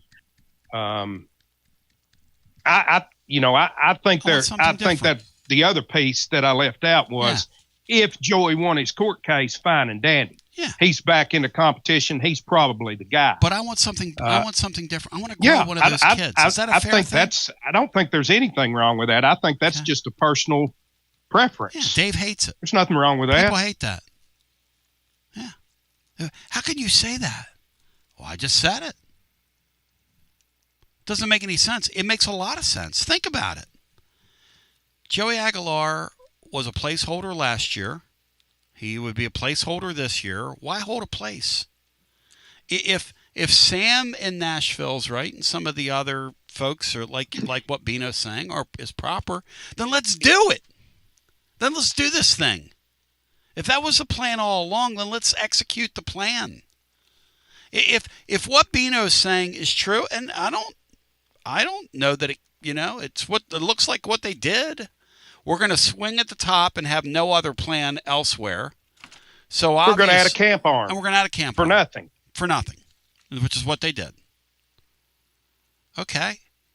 Then why would I want this guy to win his court case?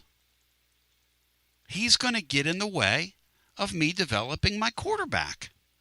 Because if he wins his court case, guess what? You got to play him. We know what this head coach is going to do. Bino, if he wins his court case, what's this head coach going to do? He's already shown us what he's going to do. Yeah, he's going to be your starter. He's going to kick it back. He's going to kick it back another year. And that's not the worst thing in the world either. Kicking it back another year? Joey Aguilar being the starter. I don't think that's the worst thing in the world that could happen, or even close. It's not good for 2027, Bri. If you're trying to... You let Faison develop under Aguilar for a year, and then hopefully you throw him out there in 2027. Here's a great question for you, Bri. How do you develop when you're not playing? He'll play in some games. Don't you develop... When? You saw this head coach. When? Bino, am I right or wrong here? When do you develop, Bino? You're right about the development, Tony, but I'm with Brian. I don't think it's a terrible thing if Joey wins his case and he's our quarterback next year. I didn't say it was a terrible thing. I said it would be detrimental to the quote unquote plan. And it may be. It may be detrimental to development of those two guys. That's for all. Sure. Yeah, that's all. Yeah. I'm not trying to be funny saying this. I didn't articulate it properly because I made it sound like it was about taste yesterday. But Tim Oliver, Joey will get a spring practice and be better. I don't know. Better, I don't know. I think Joey Aguilar is what Joey Aguilar is. Which is he's an okay quarterback who will put up some great numbers against certain teams and get you beat in certain games. Because there's a ceiling on him. Is Joey going to be physically ready for the spring? I don't know. After this surgery? I'll tell you this. That was pretty freaking heroic that he played with what was going on with his arm, with what they were describing behind the scenes. I will say that. Look, I don't dislike the guy. But I'm saying if you're telling me that your plan is to let's get it started and let's get it going and let's get on with getting it on for our come year in 2027, which really is what this is about. Okay? That's really that's what they're telling you. Like the great Chris Burke says, coaches tell you by their actions what they're thinking. Texas this year, they're loading it up to win a national championship this year. LSU last offseason, they were loading it up to try to save their coach. Tennessee's did not and is not this offseason, and Beanstar agrees with this, they didn't behave like a team that thought they were close to winning something. That's a fair thing to say, right? Mino, I'm not trying to be funny here. That's a fair thing to say, right? Yes. Yeah, they went out and signed some guys, and look, we got to make our defense better. We were an eyesore last year. We signed a very good, credible coordinator who in year 2 will do better work than he did in year 1, which is the case everywhere. Again, that points to 2027. Nothing wrong with that. Look, I follow the Philadelphia Flyers. We took a season beating last night. My son was over. He says, "Dad, why aren't you focused on the game?" I said, "Anthony, I can't stands anymore. I've stands enough of this. I can't, we're getting our doors kicked in again." Well, yeah, you're over there playing on your phone. I'm like, Anthony, we're taking a season beating here, man. What do you want me locked in for another season beating? I understand the plan here. This ain't the year. I get it. Point is this. But go ahead, Brian. Go ahead, Bino. The sense of urgency was there for me, Tony. I appreciate it. Absolutely. But what I think what we've seen clearly from Josh Heupel is he still believes in development of a program as opposed to this is the year. Because even in our portal approach, that's right, most of the time we're taking multi-year players, not guys that are coming in here for 1 year to bolster this one team. And we'll see going forward if that was a correct approach or if it was a mistake on his part that winds up costing. I'm not, I'm not going to sit here. According to the great Jason Swain, you develop and practice. That's fine. Tennessee needs to play one of those kids and get them ready for 2027 this fall. If not, play both of them. Yeah. And Kevin Smith said people are scared about what they don't know, period. I think that's right. And I think coaches are like that. And this coach we have is extremely risk averse. We know that. He's extremely risk averse. I'm not hating on Joey Aguilar. I call him Joey Football. He saved our season last year. I will remind you, there were media people in the offseason last year pumping up Merklinger. Pumping him up. I wasn't one of them. I will not fib to you. I will not do that. I will give you my opinion. I will give you my opinion. You can agree or disagree with it. And by the way, when I act like a rhymes with Rick, I call myself out. I don't, the other night, our post-game, my conduct in that post-game show was reprehensible. I'm going to learn from it. I'm going to be a better post-game host in the future. Give me a shot tomorrow night.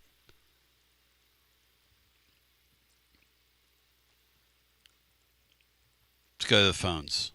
And if the plan was we're going to go try to get a high-end guy, and if we can land a high-end guy, we land a high-end guy and we play in the playoffs or fight for a playoff spot next year, great. Joey Aguilar is not a high-end guy. Bino, we agree with that? And I'm not ripping the kid. I'm not. He's a college quarterback is what he is. I know he put up good numbers, but like Watson Brown said, putting up good numbers and doing it in the moment when it really, really matters are two different things in that sport. They just are. They just are. I'll be forever grateful for what he did for us this year, Tony. I don't know where we would have been had he not have done what he did for us this year. But I'm a guy. I will not. If he comes back, fine. I won't be brokenhearted if he's not back. and we're forced to use one of the young guys.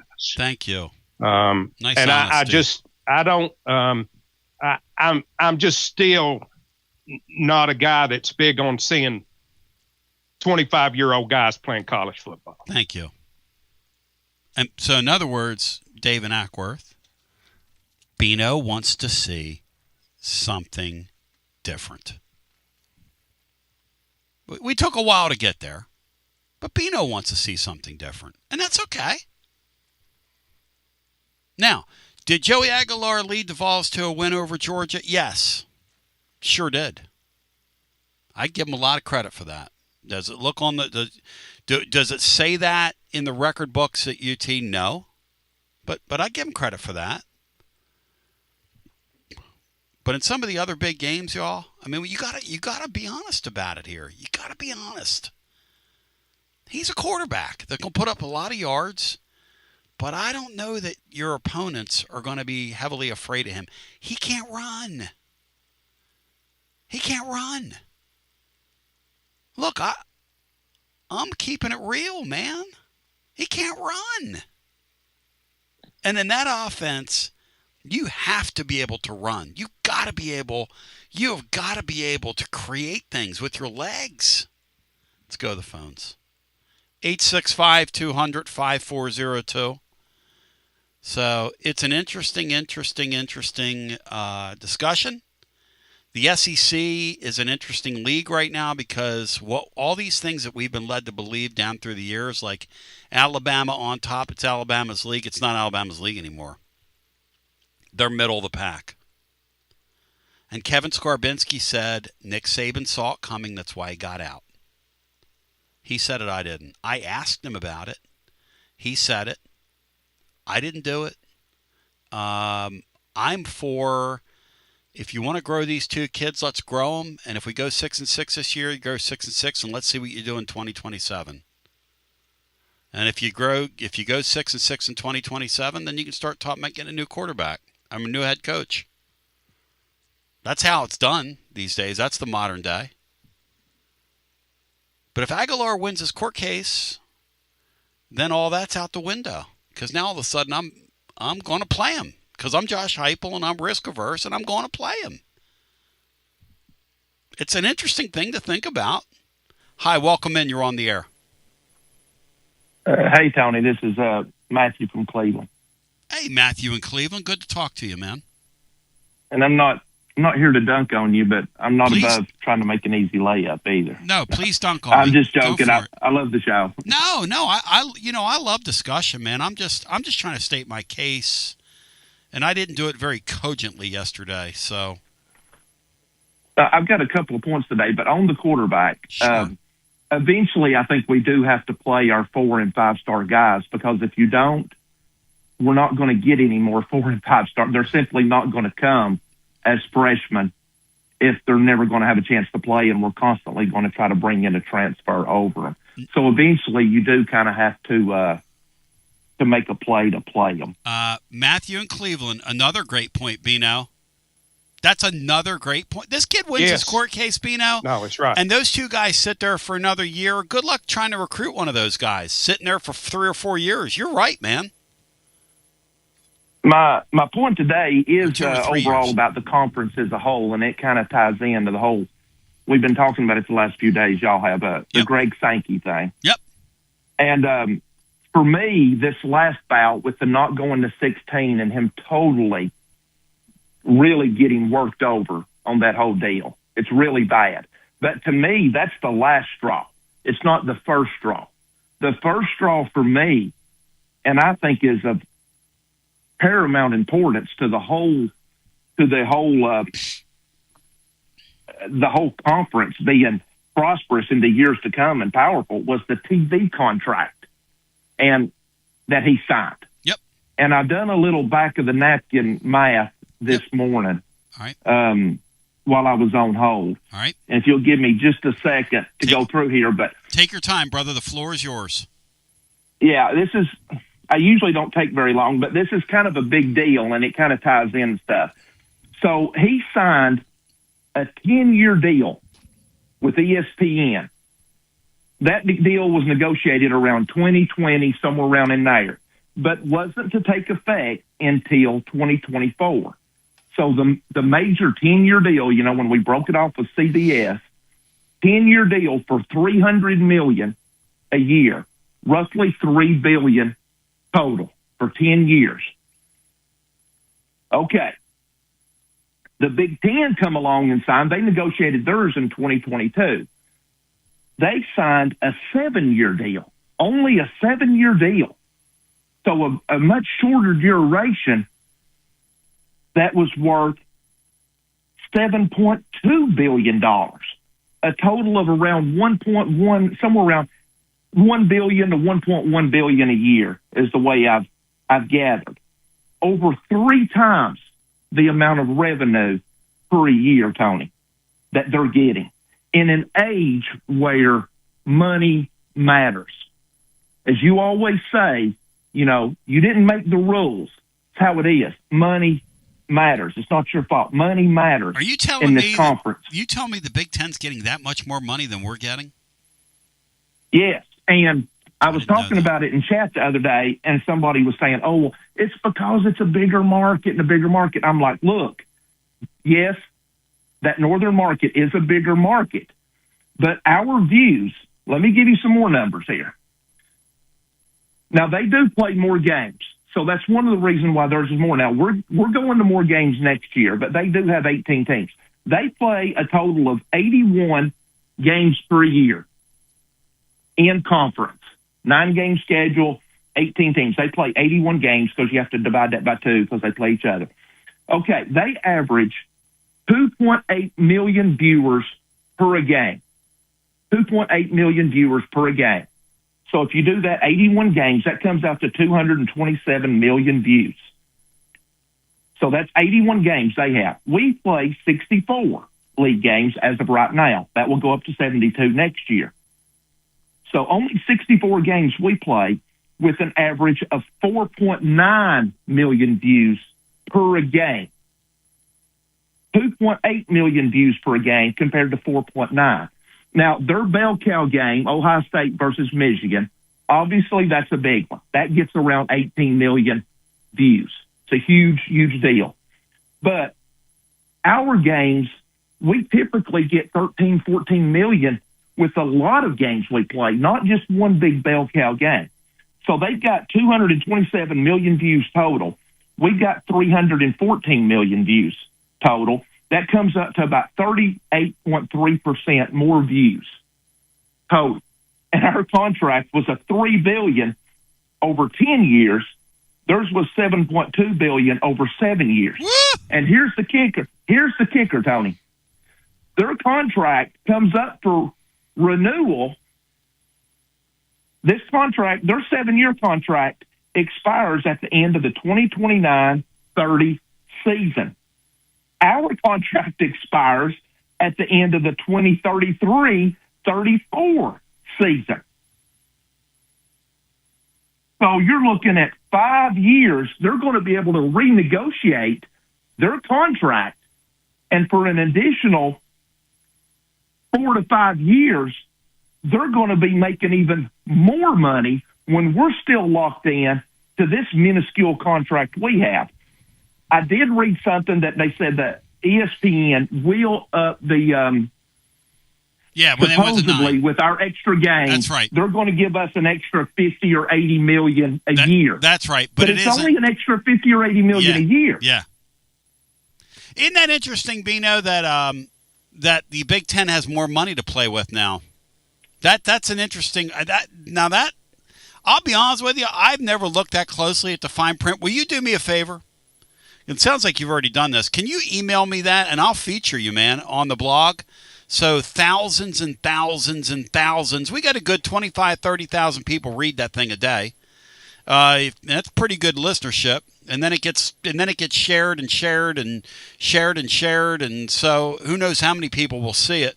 But if you'll do me a favor and email that to me, go on the website over there at tclub.team, click on it, click on email Tony, send that to me. I would love to see that, Matthew.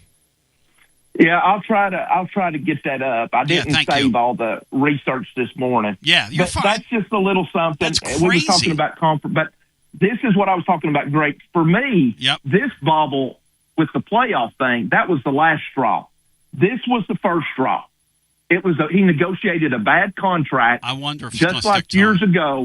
Just like years ago, Tony. So many people 50 years ago, 60 years ago, negotiated bad music contracts where they sold away all their rights and they were working for a few pennies out of a dollar on everything they made.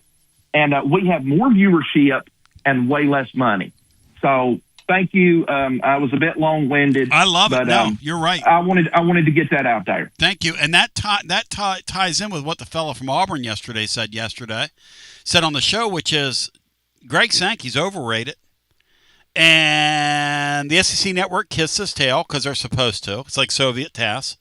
And the fact of the matter is that he's on the back foot, not the front foot. He looks like he's a front foot guy, but he's really a back foot guy.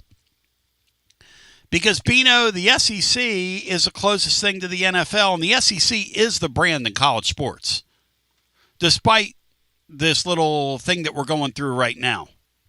Year in and year out, we've been the top dog.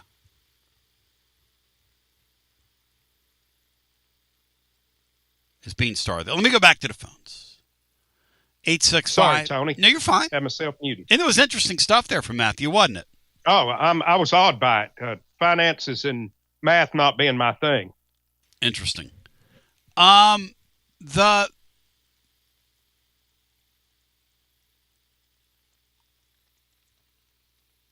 thing about the quarterback is really interesting because you can have a discussion of, do you take the freshman and do you put him on the field? Do you take a GMAC?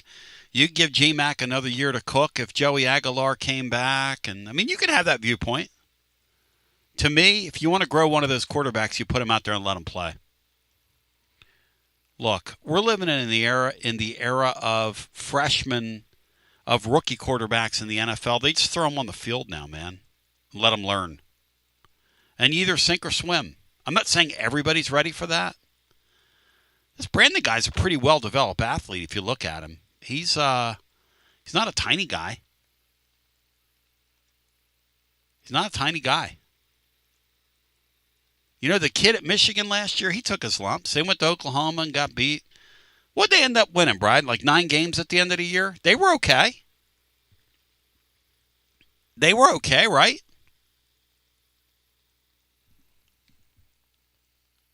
And he was okay. The Sayin kid was a redshirt freshman, right? That kid came off Alabama's roster, but I think he was a first-year player in their system. And they threw him out there, and they were okay. More than okay. He wasn't great. He wasn't like Mark in the Lumbo. But, Mark in the Lumbo is going to do Mark in the Lumbo things. He's going to do whatever it is he does. He lives in the fourth corner of his mind. Let's go to the field. Get our next call in. Balls deep. Brandon wants the red shirt year. Okay, fine. He wants a red shirt year. Then you play GMAC. What happens if Brandon goes in? And everybody, by the way, says they want the red shirt year. Every athlete wants to be on the field. Bino, am I wrong? People could say they want a red shirt year all they want. Every athlete wants to play. Nobody wants to sit over there. It's fun to say that, though. Yeah. I think if you said, hey, get in there, they'd yank that red shirt off real quick. Thank you. Let's go to the phones. 865-200-5402. So if Joey Football wins his court case, they'd be in a real pickle because then they'd be forced to slow the roll for 2027. Because then you'd be putting a quarterback on the field in 2027 that's not experienced. And a quarterback that's not experienced, unless it's a guy who's been in your program 4 years, that inexperienced quarterback is going to be an inexperienced quarterback. Let me ask you something. Was Nico a better quarterback at Tennessee or UCLA, Bino? He appeared to me to be a better quarterback at UCLA. Okay, that's my point. And I just made my point. Thank you. Because now we're comparing apples to apples. Hello and welcome in. You're on the air. How my French compatriots doing today? Hey, W. Lynn, welcome in. What's up, Lynn? That last caller, Matthew, was brilliant. Yep. I took his math one step farther. Hit it. With our TV contract, the 16 teams get $19 million a year. With the Big Ten contract, the 18 teams get $55 million per year for each team. Go. Now, that's a horrible deal. Go. But most conferences, and I don't know if they still do this, they would divide the SEC by 17 teams, the Big Ten by 19, because the conference office gets a cut. So that means Mr. Sankey gets about $20 million, but the Big Ten commissioner gets about $52 million. This Sankey guy, Tony. Hey, this Sankey guy got absolutely. He went to those presidents and those ADs. W. Lynn. He said, "We'll ram a 16-team playoff through. Give me the 9 game." And they went, and that Big Ten commissioner said, "Hey, Greg, you don't run this thing. I do, man. You think you do? You don't run anything, buddy." What do you think they're going to say to him in Destin, Florida this year? Because they ought to tell him you're fired. They ought to tell him you're fired. I mean, he didn't act like the Big Ten had. They got veto power. It's damn like the UN Security Council. You got one man vetoing it. That's it. There's one small problem here. Now, listen. The guy with the Big Ten is an idiot. Because if they go to a 2014 playoff, W. Lynn, they'll ruin the sport. They'll have to hire me to figure all that out. You damn straight. That'll be the most convoluted nonsense in the world.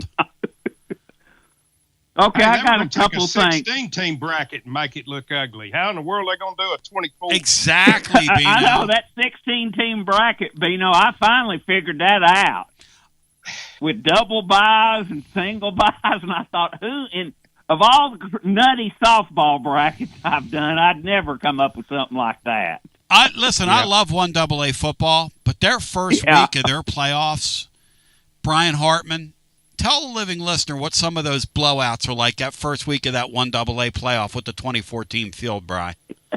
How bad it is. You talk about some mismatches. You talk about some women's basketball scores. Well, that's because of those Dakotas and Montana teams. They ought to be forced to have a group of 5 teams. That's exactly right. That's exactly right. At a time when you need absolute leadership, we've got like decaf Sankey going on over there. Yeah, we do. I'm going to start calling Sankey. him Roy Sankey since we're changing his name. What a Back great to old line. Roy Kramer. Roy Sankey, Mike Sankey's a great name for him. First of all, on Stephen F. and Pearl, I got 2 points. The first one is, he found out a few years ago after he got mad and blew up at our PA announcer that we don't announce head coaches at our games. Yes. But if we could slip that PA man a $20 bill, or maybe $100, or maybe Danny White $100, I would love if at the end of the Auburn announcements for their players, on the Jumbotron, they have a picture of him holding up our NIT championship trophy in Neyland Stadium. Remember, he held that like it was his trophy. And the PA announcer goes, and the coach at Auburn, born 3 feet from home plate, Stephen F. Pearl. Oh, W. Lynn, we should do a collection and go pay Jeff Jarnigan under the table for that. God, it'd be unbelievable. Hey, you slip Danny 100. Slip Danny 100. You'll be sitting over there at Alumni Hall, the Alumni Gym. Oh, I know. With Alumni a Gym. With a lanyard in the parking lot. Let's go. But Another thing, if you want to watch anything, it's probably over by now, but on the Senior Bowl practices, and I don't think we have a player in it. Interesting. How much better would it be, and I think they ought to move the thing to the new Music City Dome in Nashville and get it out of that high school stadium in Mobile. Tonight we could be watching the Big 12 versus the ACC filled in with some other group of 5 1AA players. And tomorrow we could watch the Big 10 versus the SEC. How many more people would watch those two games in that silly thing they have tomorrow where they got to substitute third and fourth stringers in? I want to bring back the blue-gray game, W. Lynn. How about you? Yeah, can I tell you a story that got me mad about the blue-gray game? Yes, hit it. I was 15 years old, 1971, and we had a field goal kicker named George Hunt. And I read, they used to put the rosters in the Knoxville Journal. And I saw he was on the North team. And I started going nuts. And my dad said, what in the world is wrong with you? I said, they put our Tennessee Volunteer George Hunt on the North team in the blue-gray game. I was beside myself. W. Lynn, it's an absolute outrage. Thank you. How about me walking him into that, Bino? Do I deserve a pat on the back for that? Oh yes. I'm Yeah. doing that now, Tony. Every once in a while, I'm not on camera. Every once in a while, when people dunk on you, I pat the top of my head like people on the bench do. 865-200-5402. And Joshy Boy's clipboard speaks for all of us when he says, Faison Brandon, that thing about him wanting a red shirt is a rumor that Austin Price said is 100% false. Hey, Joshy Boy's clipboard. None of these competitive athletes want a red shirt year. Okay? None of them. So let's get real. None of them. You can sit there, well, yeah, he wants a red shirt. No athlete wants to sit. Okay? As in, none of them. But, you get to a spot and there's a guy in front of you and you're going to develop and you're going to sit a year and it makes sense to do that. And I get that. If you go to any athlete and you say, hey, look, I like hockey, okay? Every once in a while, like there's a kid named Matthew Shaver plays for the Islanders. He's 18 years old. He's better than anybody out there. Everybody said, well, you can't put him right out. You can't put him. Of course you can. If he can play, of course you can. Yes, of course you can. So, this narrative that, well, you just got to redshirt a guy. No, you don't. If a guy can play, he can play. And you're in a spot right now where you didn't get what you wanted out of the transfer portal. Okay, fine. You got to find what you need, though. Rolling Stones, you can't always get what you want, but you better find what you need on your roster. Let's go to the phones. 865-200-5402. RIP to the blue-gray game. Christmas Day, Bino, for the sports fan back in the day, we were left watching the blue-gray game. Am I lying, Bino? That was what you watched during Christmas Day, yes or no? Absolutely. It was it was before the NBA took it over, and there were no bowl games generally played on those days back then. No NFL, no nothing. It was no nothing. Kelly Tires, blue-gray game, and W. Lynn keeping score. Are you currently a residential electrician? Would you like more benefits, better pay, more upside? What about a $3,000 signing bonus?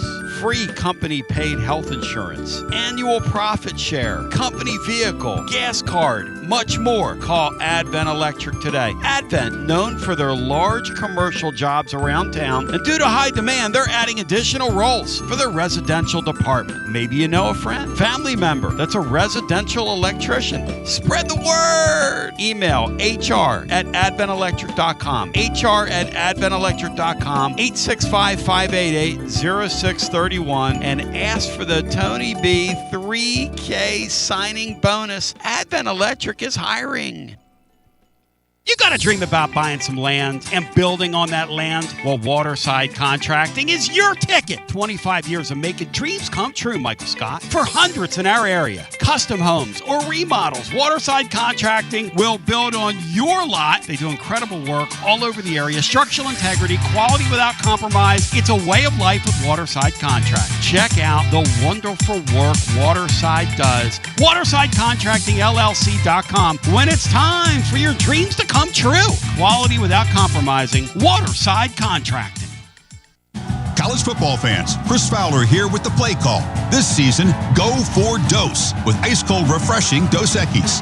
It's more than a single play. It's a mindset. Think of it as a 2-point conversion for real life.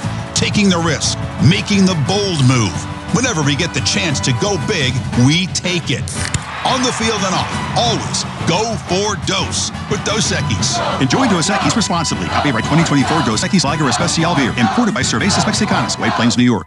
Hi, I'm Jim Simpson, owner of Simpson Meats. When's the last time you grilled a really good burger or steak? One your friends still talk about. Our goal at Simpson Meats is to make that happen every time you have a cookout. All of our cuts of meats, steaks, burgers, briskets, and pork are always fresh, flavorful, and sustainably sourced. We are family owned, so we know the importance of knowing how and where your food is raised. We have been putting quality first since 1888. Visit our butcher shop off Lovell Road or online at simpsonmeats.com. Tony Basilio along with the great Mark Griffin. And we're here to talk about our friends at Performance Medicine. And Griff, their slogan, stay educated, stay healthy. That's you. Wow. I really like to think that, Tony, and I'd like to give Dr. Rogers a lot of credit because I definitely want to stay educated and healthy, and knowing that he's putting the time and effort in to make sure of my care, I want to encourage your listeners to put the time to learn and become educated and get to know Dr. Rogers and see if it can help with your health as well. And there's a really, really easy way to do that. In fact, they've got their own YouTube channel. You can see Dr. Rogers for himself with his staff. It's called The Performance Medicine Show over at the Performance Medicine channel over on YouTube. Also, more information at performancemedicine.net. To our friends in North Knoxville, a brand new location over in Fountain City, now accepting patients. So many ways to reach Dr. Rogers. And like they say, stay educated, stay healthy. Performance Medicine, online, performancemedicine.net. Located in Knoxville's historic Old City, Barley's offers great food, live music, the best draft beer selection in town, and now your new favorite place to watch sports. Their indoor projector is perfect for any weather, and they've revamped their upstairs area with more TVs to take in all of the action. Their menu features hand-battered chicken tenders, juicy burgers, fresh salads, and the tastiest pizza in Knoxville. You can enjoy their happy hour drink specials daily from open until 6 p.m. Barley's Tap Room and Pizzeria. Basilio here with my buddy, Connexio Kristen. Hey Tony, good to see ya. Connexio builds fleet technology that helps transportation and logistics companies win big. Live GPS, easy ELD and compliance tools, AI dash cameras, and asset tracking, all backed by the #1 U.S. customer support team. Want a better playbook for your operations? Visit Connexio.com/Tony. That's KONEXIAL.com/Tony. Connexio, built for drivers, trusted by fleets, and proud Vol fans. Tony Basilio here, and I got the great Chad Stockton of FC Alliance 2026. Chad, do you believe we've made it? Boys and girls teams start off the new year at big national event showcases. We got our younger kids training indoors and doing a lot of things to get better. So we're excited about what the future holds. Chad, I hear the juice behind you. I hear the kids. Your program reaches throughout East Tennessee. If folks want to get involved, what's the advice? We're easy to get in touch with. We offer players at all ages, all levels, all experience. We have a program for all of our kids that we have, and we're excited for anyone to join us. And even some Lady Vols as well. Several college players all over the country, yes? Absolutely. We had a lot of girls that we were able to watch play in the NCAA tournament. A lot of our former players made big runs through the tournament. We're so excited for them. Growing the beautiful game. In this, the year of the World Cup in North America, celebrate the beautiful game. Get your child involved. FCAllianceKnox.org. That's FCAllianceKnox.org. And Chad, thank you, man. Keep growing the beautiful game. Absolutely, Tony, and thank you very much.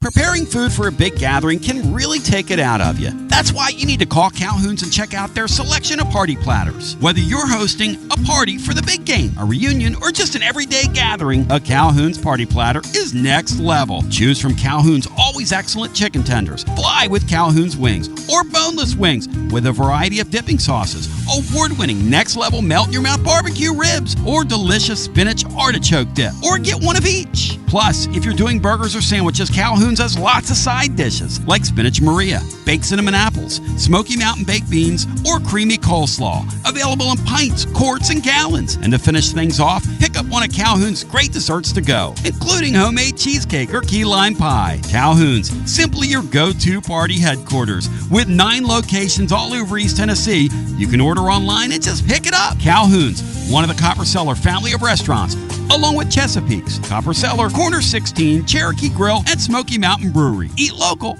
eat good. From the sunrise over the Smokies to the Saturday cheers at Neyland Stadium, Knoxville isn't just where we live, it's home. But let's be honest. Finding your perfect spot in a hot market can feel like a full-time job. Whether you're looking for a Craftsman in 4th and Gill, a family home in Farragut, or a view in South Knox, the market moves fast. You need more than a listing. You need an edge. And that's where I come in, Jennifer Morris with Keller Williams Realty. And I specialize in helping Knoxville buyers win. I don't just find houses, I find the right fit for your budget and your lifestyle. Ready to unlock your front door? Visit nextmovesmokymountains.com or call me at 865-694-5904. That's nextmovesmokymountains.com. And as always, go Vols. Bradley's and your Tony Basilio show are a Knoxville tradition. And these days, just like Tony B's show has taken off like a rocket ship, so have my friends at Bradley's. Sure, they still have all the delicious chocolate you're used to, like the chocolate-covered popcorn in the assortment boxes. They're now called Bradley's Gift and Home, and they have so much more than chocolate. Bradley's Gift and Home has all kinds of amazing curated gifts, jewelry, candles, and other for her gift items that will keep you from having to go anywhere else. Guys, trust me, as Basilio would say, Bradley's Gift and Home have taken it to the next level. And remember, Bradley's will have freshly dipped chocolate-covered strawberries in milk and white chocolate at both of their locations, 141 North Beaters Road and 138 Biddle Farms Boulevard in Farragut next to Tupelo Honey. Strawberries available February 13th and 14th. See you at Bradley's Bradley's Gift and Home. See our website, shopbradleys.com. God, I love W. Lynn. He was so fun. I love Bradley's. Brad, shout out to you and Joy and everything you do in our community. Before we go to our phones, and we don't have time to get anybody on, we're going to go to our overtime segment and do that for a while and then call it a day. Because I'm pretty pumped, but I'm not feeling my Sunday best. But we will get all the calls in that are on hold, maybe a few others. So just hang right there. Bino likes when I talk in that low voice. Bino wants to begin that next segment by saying a few golden words about Stephen F. and Pearl, who will be in town tomorrow night. Listen, I appreciate the guy. I think he's doing a nice job this year, and I hope we give him a nice applause tomorrow night. He's a kid that came here and played hard and respected the uniform when he played, and his father, at the end of the day, saved Tennessee basketball. He SOB'd. When he was here. He saved our basketball. He SOB'd. He saved our bacon. And I'll never, ever, ever, and I always said it when Bruce was here, brought his teams back, I'll always love and appreciate Bruce Pearl for what he did. Always. Not a hater. Not a hater of Bruce Pearl. So if you want to go over to YouTube, you can see me with my sun lamp on. In the meantime, the great William Pattison. It's the Playbook with William Pattison on the way next. We love you. We appreciate you. We thank you. We support you. Peace. You're listening to FM 105.7 and AM 1340, WKGN Knoxville and W289CU Knoxville. Fan Run Radio. All right, Bino, Jeff, you get the word here. Thunderbird, what's the price? 40 twice. Bino's Stephen F. and Pearl Appreciation, presented by our friends at VIP Play. Ladies and gentlemen, boys and girls, children of all ages, we've got some interesting stuff on the baseball card today. Brian Hartman, we've got a golf event going on right about now that's live. If you want to watch our friends in San Diego play and kind of feel warm, it looks kind of warm in San Diego right now. It's just beautiful scenery. Beautiful scenery. Near the ocean. Yep. Sunny. Probably about 65, 70 degrees. Yep. Maybe even warmer than that. Yep. Brian, I'm getting a call from Rockwood, Tennessee on my personal cell phone right now. Somebody obviously calling for some reason. Should I answer that, Bri? Or Bri, give me the line in the Tennessee game. The Vols are a 6.5-point favorite over Auburn. The total is 149 Yes. and a half. And Arkansas is a 6.5-point favorite over Kentucky. The total is 161 and a half. So the line's the same, but the Kentucky-Arkansas total is 12 points higher. I asked the person if I could help them. I said, this is Tony. I guess we publish our cell phone online. I guess they dialed that because I don't know. Beano, if I asked you to play a line in tomorrow's game, what would you do, Beanstar? I think Tennessee's going to win the game, Tony, but I would have a difficult time laying 6.5 points with our basketball team against a quality opponent. I like Beano's analogy. I'm going to run that by the Seabird. Our basketball team reminds me of a baseball team with a bad bullpen. With a bad bullpen, you're still going to win a bunch of games because you're going to be ahead. A great team with a bad bullpen. A great hitting lineup that has a kind of a, I don't know if we have a bad bullpen. We have a leaky bullpen, right? And that was kind of what you said. Yeah. And when you watch a leaky bullpen, what a leaky bullpen does is a leaky bullpen creates discomfort at the end of games where you really shouldn't have discomfort. But that seventh inning guy will give up a untimely home run here or there. And then the eighth inning guy comes in and he'll walk a couple guys because he just can't locate. And then you make an error in the field, and all of a sudden, everybody's pointing their fingers at everybody else, and it's a one-run game. And then your closer comes in, and he'll walk the first two guys, but then he'll get a 1-2-3 inning, and you should be celebrating a win, but you're half pissed off. Bri, the number again is tomorrow in our game? 6.5. Vols favored. Over at VIP Play, if yes. If you're feeling a hankering, ladies and gentlemen, that's the number right now. As the Vols a 6.5-point favorite with Auburn tomorrow, you can go claim your VIP Play welcome bonus. You bet $20, you get $100 in bonus bets instantly. All you got to do is put that promo code in there, TN Tony. When you do, we get credit, and I love you. Thank you for your support. Live always, 200-plus leagues, numerous bet types, props, options. You have a bet in mind, and you can't find it where you play if it's compliant. A bet type in the state of Tennessee, they'll make it for you because that's what we do at VIP Play, where everybody gets treated like a VIP.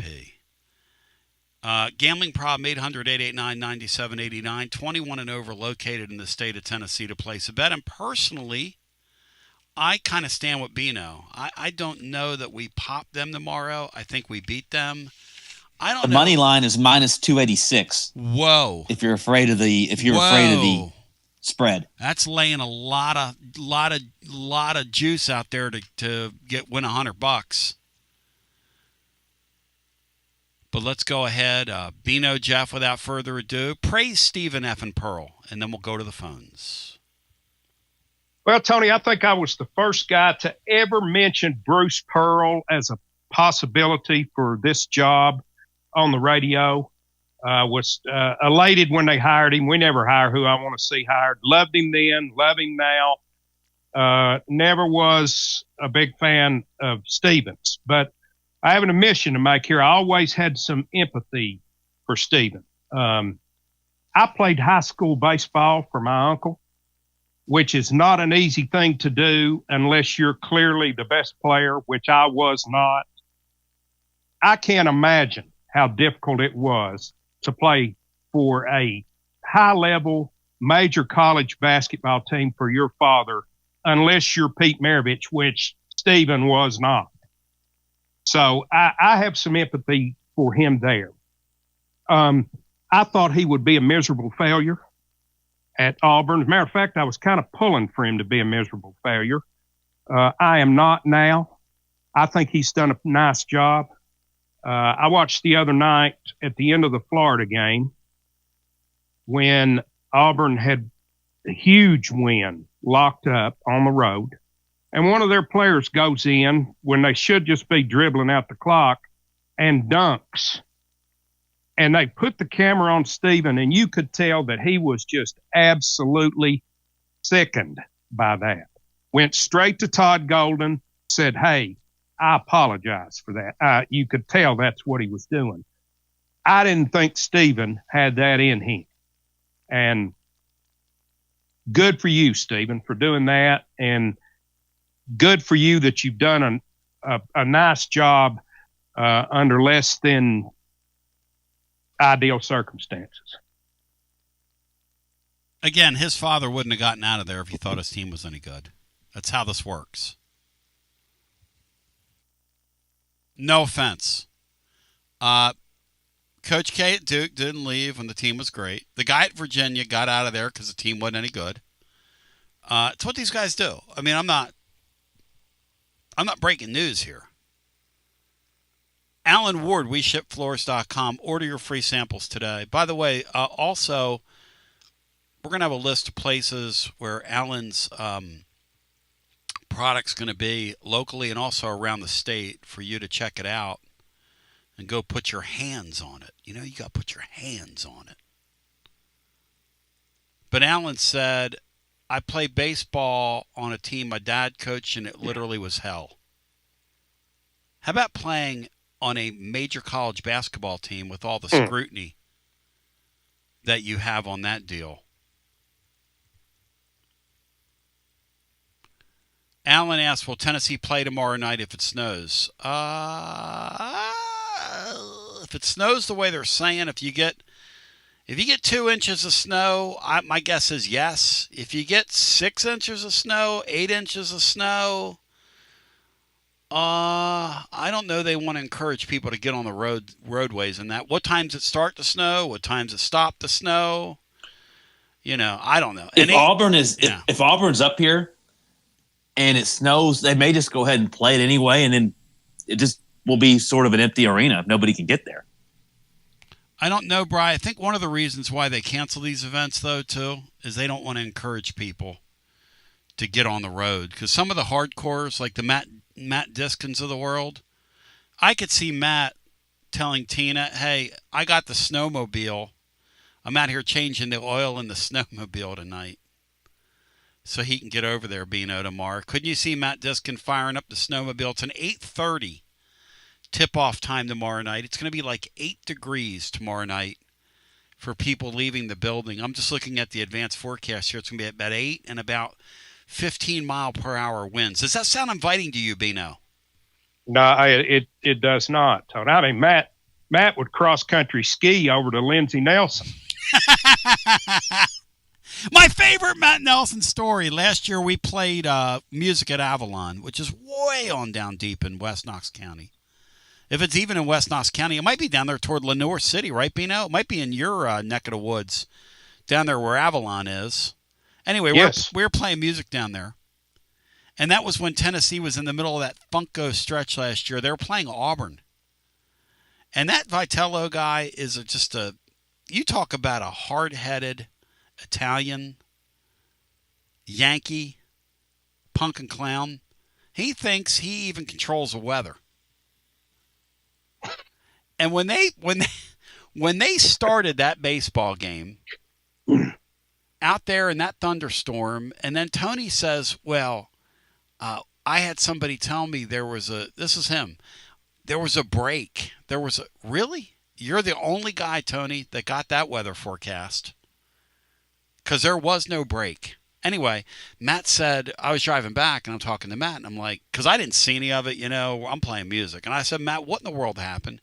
He goes, Tony, they started a game with, like, thunder, lightning's popping all around us, and the cell was right on top of us, and I think we gave up a home run in the first inning. I can't remember all the particulars, but Matt said when they restart the game, I'm going to drive back.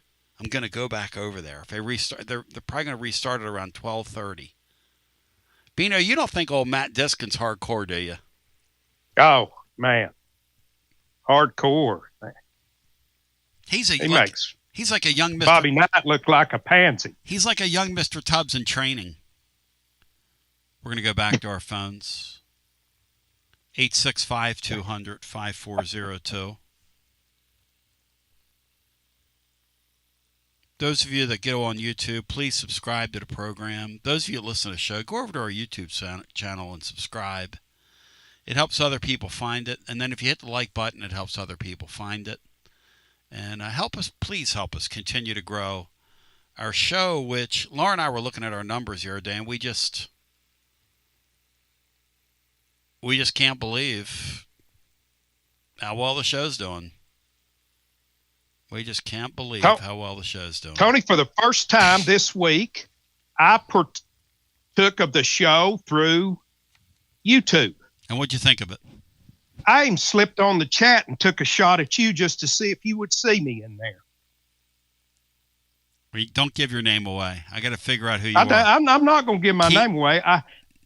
Keep doing it. You said you were calling balls and strikes one day, and I was just seeing if you were paying attention. And I said, yeah, like Angel Hernandez, you're calling balls and strikes in there. Back to the phones we go. Hello and welcome in. You're on our extra time overtime. Hi. Hey, Tony B. It's Zach in E-Town. Hey, Zach, baby. Bino, my man. Hey, Z, what's happening? Well, okay, so Z and E. Yeah. Tell me if this is a good sign. So I'm planning on going to the game tomorrow night from Elizabethton or from Johnson City. Sure. My mom is scared for me to go because of the weather. She's right. My girlfriend wants me to go because so I'm starting to let me think about this now. Your mother wants you to stay because she's worried about because she's worried about me, but my girlfriend's like, go on. Look, there's a Reddit account called Am I Overreacting? I think where people go on there and tell cheating stories or whatever. You ought to post that. You ought to post that later on. My girlfriend wants me to drive 100 miles in a snowstorm for a basketball game tomorrow night. But the thing is I want to go. Here's the formula, Zach. Yeah. Yeah. Mother greater than girlfriend, wife greater than mother. The problem with that is getting from girlfriend to wife. Yeah, and if you follow that formula. And it sounds like if you stay with this gal, you're going to go from boyfriend to deceased. Yeah, I know. I've been to the girlfriend to wife, mother. I've been through it all. But, yes, the cycle of life, as we call it. Yes. I mean, the reason I want to go is I do want to. I want to go down there. I want to see Stephen F. and Pearl. Mm-hmm. I want to, and I'm hoping that maybe some of the millionaires and the billionaires down there in the first 5 rows won't show up, so I can sit near the Auburn bench. Zach, will you have a lanyard? I can make one. Yeah, I would make one. You ought to try I'm going to make one. You ought to make a lanyard. You ought to make a lanyard, because you'll get tased. If you try to get down there, I don't want you. I could get tased. Yeah, I don't want the prongs to come out on you, bro. They just tased Zach. The game's over. Yeah. Let's get out of here. Zach will be over there. The play will be going on, Bino, and we'll see old Zach laying there, and the shock prongs coming out, and all that. Whatever that thing is when you shoot a taser at somebody, and they're pulling him out of his body down there on the right by the deal is. Yeah. And I'll still be screaming 0.7 assists per game to Stephen Pearl. 0.7 assists per game for your career. Was that his number, 0.7? It's about that. It's pretty good. I mean, I like to hate on, people that... Okay, so Bruce left this season. You said he left because they had a bad team. I don't think he thought that. not a big fan of what happened in that situation. So I don't hate on the guy. Heck, he's a better basketball player than me. But yeah, I'd love to do that.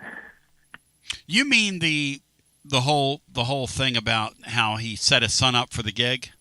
Yeah. I mean, I'm trying to think of another.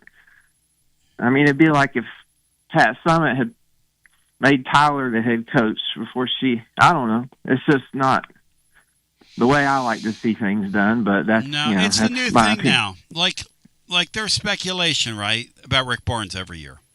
Yeah. My prediction is, and this is just the way it is, if Rick Barnes quits, he's going to do it in the fall, where he can name his successor or control who his successor is in the short term, That's kind of the new thing now. That's what these guys do. It's what Jay Wright did. It's what the guy at Tony Bennett did. Those guys won national championships.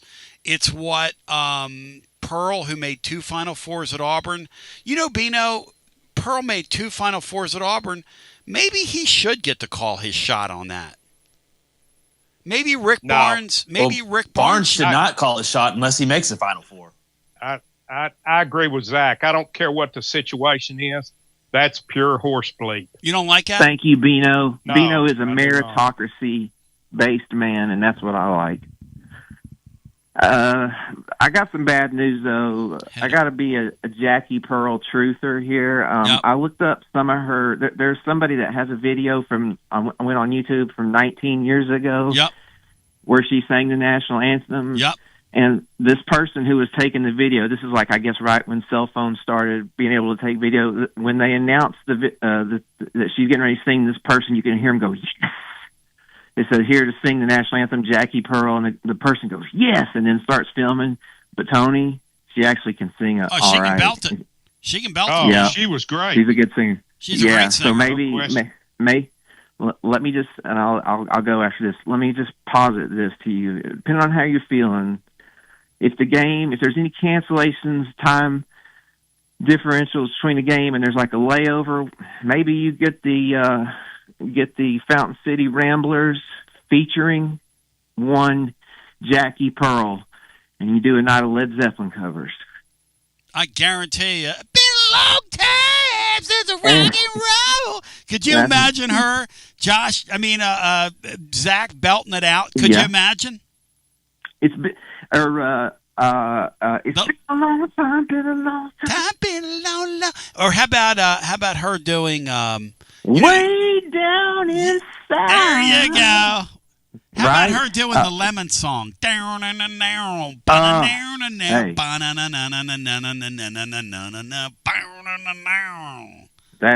got some nasty lyrics in it too. Love you, bro. That's right. Yeah, You're the man. yeah. See you. Thank you. Jackie Pearl belting out some Zepp. Ba-na-na-na-na, ba-na-na-na-na-na-na-na-na-na-na-na, boom, boom, boom, boom.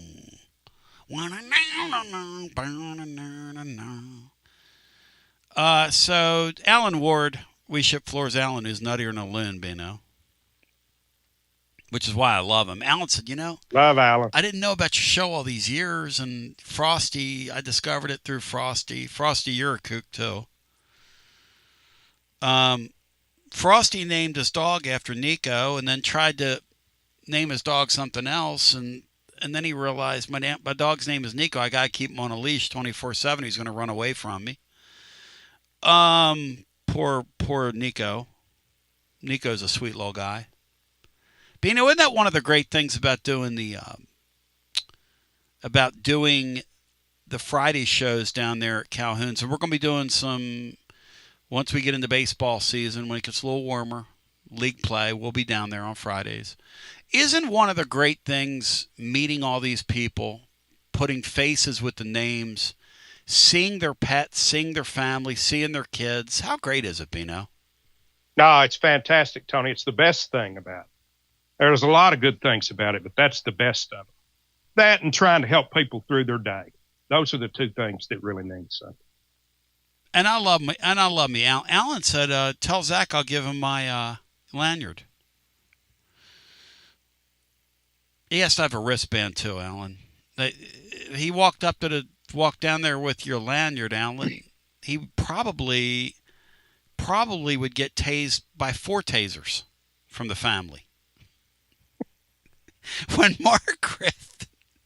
When Griff the other day took off on the family, he said, when you see a guy approach you in the arena with a walkie-talkie, and they start talking into that walkie-talkie like they're on an episode of, I don't know, one of these crime dramas, CSI Miami, and they grab that walkie-talkie and they're, talking into that walkie-talkie. I mean, those guys were so powerful.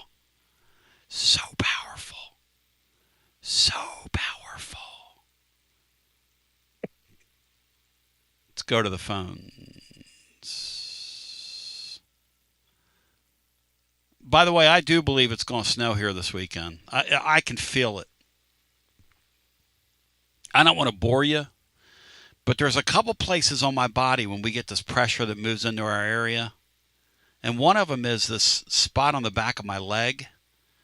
That when that high pressure comes, and that damn thing has been hurting since yesterday afternoon. So snow is in the air everywhere I turn around. Snow is in the air. Who made that song, Bino? Who made Love is in the Air? One of those kind of crooning 70s songs, white boy crooner songs. Yeah, I can't remember, Tony. Na, na, na, na, na, na, na. I listed the other day, Bino, a piece of sheet music by Blue Suede, Hooked on a Feeling. That's a good little... yes, it is. That's kind of a good little R&B 60s song. It's from 68. I agree. Yes. Ba, ba, ba. I always thought that was B.J. Thomas. He sung it as well. Oh, he did? I believe so, But I guess Blue Suede did it first? I think that's correct. I'm high on believing that you're in love with me. Hello and welcome in. Alan Ward says his knee's acting up. Yeah, see, that's the one good thing about having a little age on you is you get a little... how do dogs sense the weather, Bino? My dog's good at it. My dog will go downstairs 45 minutes before it rains. She's got a little rain anxiety. How do they do that? Smell it coming, Tony. Smell it? Mm-hmm. Yeah, one day Laura said our dog perked up as I was coming up the hill, and I said, how do you think Lulu sensed that? And she said, oh, she could smell you. She said, speaking of which, you need to go get you a shower. Let's get our next call in. Hi, you're on the air. Welcome in. Tony B, Bino, brother Bino, what's up? Sammy, what's happening? That's why we stay on in overtime. Calls like this. Tony, I'm glad I'm pulled over because, hell, when a man's trying to work and drive and you say stuff like he's got to keep a leash on his dog 24/7. I mean, the dog's name is Nico. You know what I'm saying? Committed to the bit, brah. Hey, Zachy, if they tell you, brother, listen, you just got to get ready for it and grit your teeth, and then as soon as that shit hits you, just rip them cords out, brother. Tony, that's the thing with Stephen Pearl. Y'all just say it spot on. I mean, yeah, I don't want the kid to lose, but the way he gets that position, and unfortunately, it's like a bunch of positions in this country now, and one being the top position. It's like these people have no business being in the position. I mean, there's so many assistant coaches that have fought their way through the ranks, and now this kid just gets, handed the keys. But is Brian there? Brian, are you here? Yeah, I'm here. Are you on VIP? Because listen, Tony, Brian, what's the VIP on -20, Vols -20, and Arkansas? I wonder how much that'll pay me. You want to parlay it? Is that game in Fayetteville, Tony? Yes. Kentucky's a 6.5-point underdog in Fayetteville. The Razorbacks are going to tear their kingdom down. Did you see the other night when that kid threw the ball in and then he walked out of bounds for Kentucky? Oh, that was incredible. I love stuff like that, man. Tony, yeah, I think we're going to roll them. We've had 2 games where we scraped by on the road. We're coming back home now. Obviously, the weather is going to play a part. Hell, they might not even play the game. But yeah, you just look at the sky right now, and you can tell it's snow. Snow's coming. I mean, it's a snowy sky, and they're calling for 6 to 8 inches up here. What? But Tony, what? Yes. All of South Carolina is in the path of it, pretty much. Yeah, it's crazy, man. Can I offer I need a copper card request for somebody. And her name is Laura, because she put y'all in y'all's place the other night when I tried to do it on the call, and then y'all cut me off. But Tony, to your credit and why your show is so successful, and the only show I really listen to, is because you came on the air and you owned up to it. Unlike the Brian Rices and Eric Angels of the world, these douche canoes that will never admit they're wrong and they think they know everything. They won't ever do that. And I really feel sorry for people that are still listening to that dumbass show they have. Well, let me ask you something. I know what a douche is, Bino, and I know what a canoe is. Bino, I need you, through your wily age and years lived, to explain to me what a douche canoe is, as I hear that saying. I like that saying. It made me pop. It made me laugh a little bit. But go ahead, Bino. I have no idea, Tommy. Sammy will have to enlighten you on that. Because I know what a douche is. Like in the song Blinded by the Light, you're wrapped up like a douche. It's actually deuce, but when Man for Man sung it. Deuce and a quarter. Yes. Another roamer in the night. And then that's kind of like it's a half an enchilada. There you go. But it's a half an inch of water. Thank you. I thank you. No, I guess it's like referring to, you can get a lot of people in a canoe, I guess. Yes. You can cram them in there kind of like sardines. So when somebody's a canoe, they're not really just a regular douche. They're like multiple douches. Interesting. They're a clown car, Tony. A clown car. Of douche, yes. Tony and Bino, I don't know. Brian Rice, when he said about me, he said, you really shouldn't rip the guy like that. I mean, he tries, and he could be digging ditches. Like, that's like saying anybody that has a blue-collar type job, I totally disrespect. That's the first thing you get from Brian Rice, who looks just like a guy, okay? And no offense to him, but he's never gotten his hands dirty in his life. Never. And I mean never, ever. He's never gotten dirt under his fingernails. And he just looks and behaves like a guy that could use a good slap.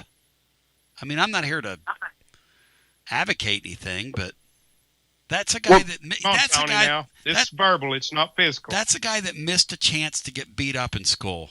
He missed a chance. And listen, there are all kinds of people in life that miss that opportunity. I didn't miss that opportunity. I had a guy one time who I talked too much trash to, pull my shirt up over my head and hit me so hard that I saw yellow in my vision. All right.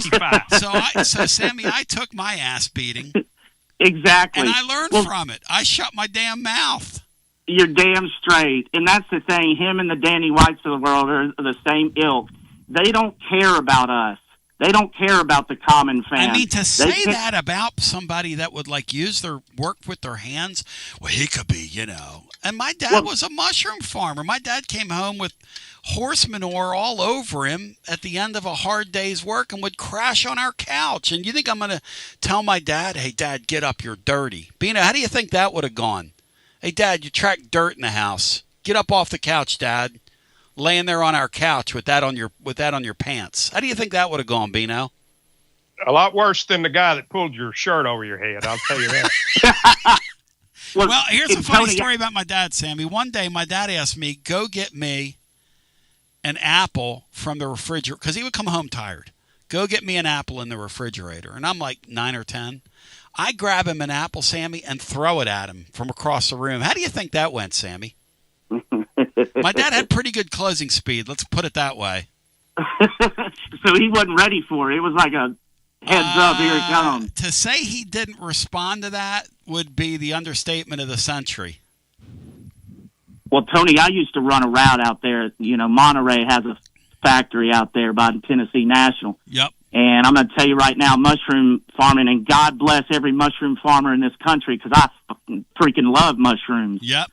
And that is not that is not easy work. No. The environment is hell.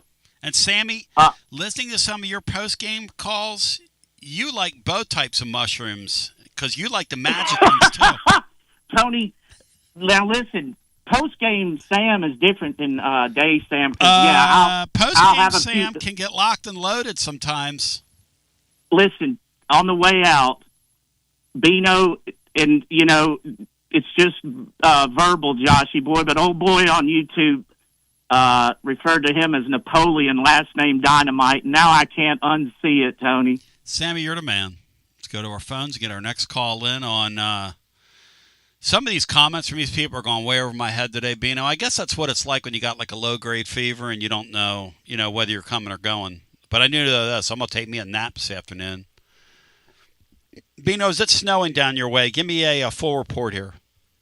No, Tony, no snow yet in Loudoun County. And by the way, I decided to not do school closings today, and here's why. I feel for the people in our mid-state. I debated whether or not to do it. I'm not going to make fun of the weather until everybody gets back on their feet, because generally that's just a takeoff of the over-dramatization of this stuff. And then also it's kind of a knockoff of the old days of radio where you would tune in the radio and people would tell you that the second shift at so-and-so was canceled. Do you remember those days, Bino, where they would just... Oh, yeah. And you had to sit through all that to see if... Like I remember as a kid, the second shift of Luke and Steel, all essential workers are asked to report. Everybody else stay at home. We would listen to WCOJ, a guy named Art Douglas, on the radio in the morning just to hear if our school was canceled. And I used to get so pissed at him when he would say, Kennett Consolidated School District is on a 2-hour delay. I was like, that old bastard. That old bastard needs a, that must be how some of you Joey Aguilar fanboys feel about me. Bino, did I back off my Joey Aguilar take after I was shamed by Dave and Ackworth, Bino? Did I? You did not, Tony. You put on more steam. Went to the General's Maxims. Let's go back to our phones. Hi, welcome in. You're on the air. Hey, Tom. Douche canoe, douche nozzle, douche bag, those are all quality insults. So Sammy's crushing it, as always. Love it. Hey, Zach, if you're still listening, man, change your beneficiary on your life insurance right now.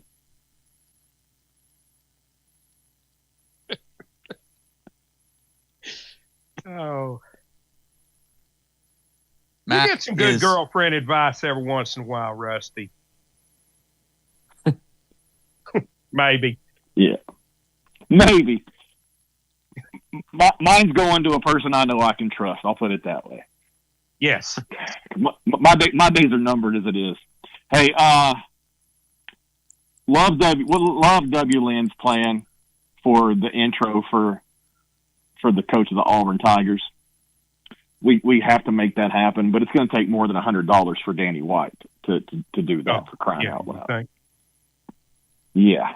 And then want to give Tony props. Tony is 100% correct on these kids want to play.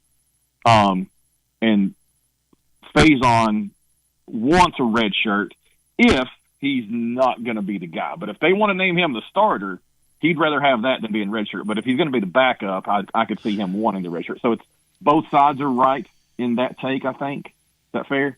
Well, hey, sure. And it's like a lot of things, right? Two things can be right at the same time. Exactly. Rusty, how much money? Let's get down to Danny White now. Since he was screaming in the ear of an 82-year-old woman about his $1.5 million check, I'm not making that up. That happened at like one of those mixers up in that Founders Club thing.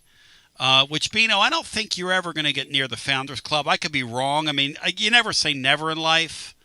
But he was literally, this lady had her hearing aid in. She was in her early 80s, and he was screaming at her.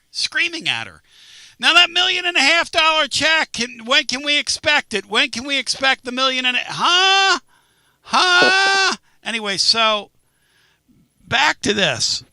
If you said to Danny White, I'll give you $1.5 million for your PA announcer to rip Stephen Pearl tomorrow, would he do it? He would counter for sure. He's going to negotiate, Bino. How about $1.5 million? Yeah. How about it's one? such a great line. He's going to say, how about $3 million? And we're going to end up somewhere, around 1.75, somewhere in that ballpark. I mean, what a class! Did you see when they showed him the other night how excited he was to be at that game? Did you all see that? How excited was anybody on the post-game show to have watched that game? Touche! Even Dr. Danny thought it was awful. Touche! And his brother was coaching in it, and his team won the game. The question is, was he happy with the outcome? Was he sad to see brother lose? Was he happy to see brother lose? Which way was he going on that? I don't know. That's an interesting dynamic. I do know one thing.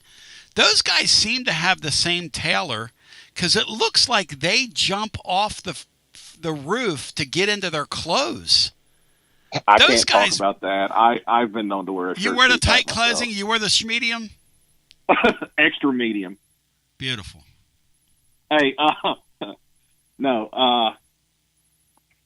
The problem with playing with one of the young guys, and I'm fine with G-Mac being the guy this year. I'm fine with Faison being the guy this year. I don't care.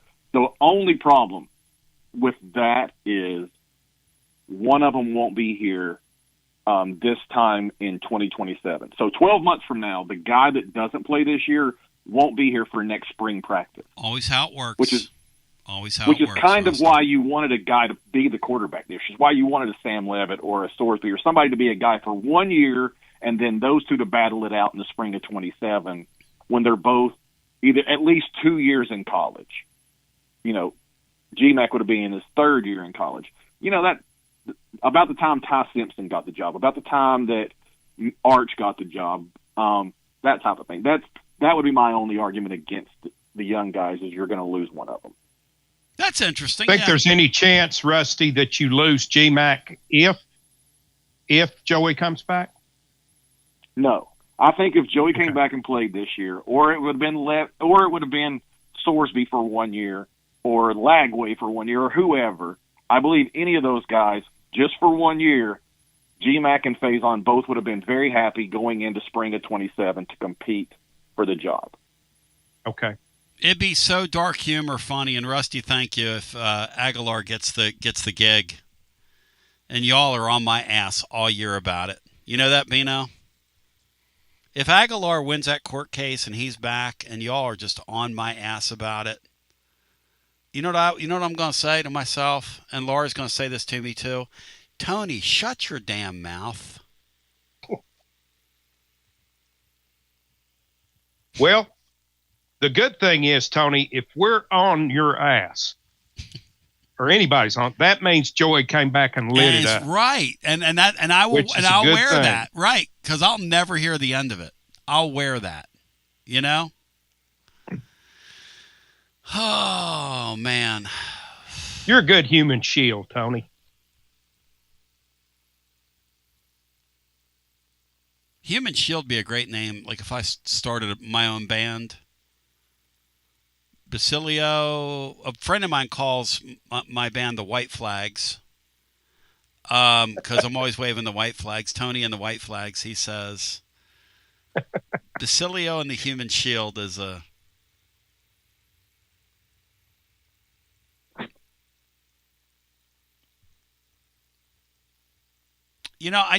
I hate what we did on that post-game show the other night because I feel sometimes like I lose my perspective in all the busyness of being me. Just to explain this to you.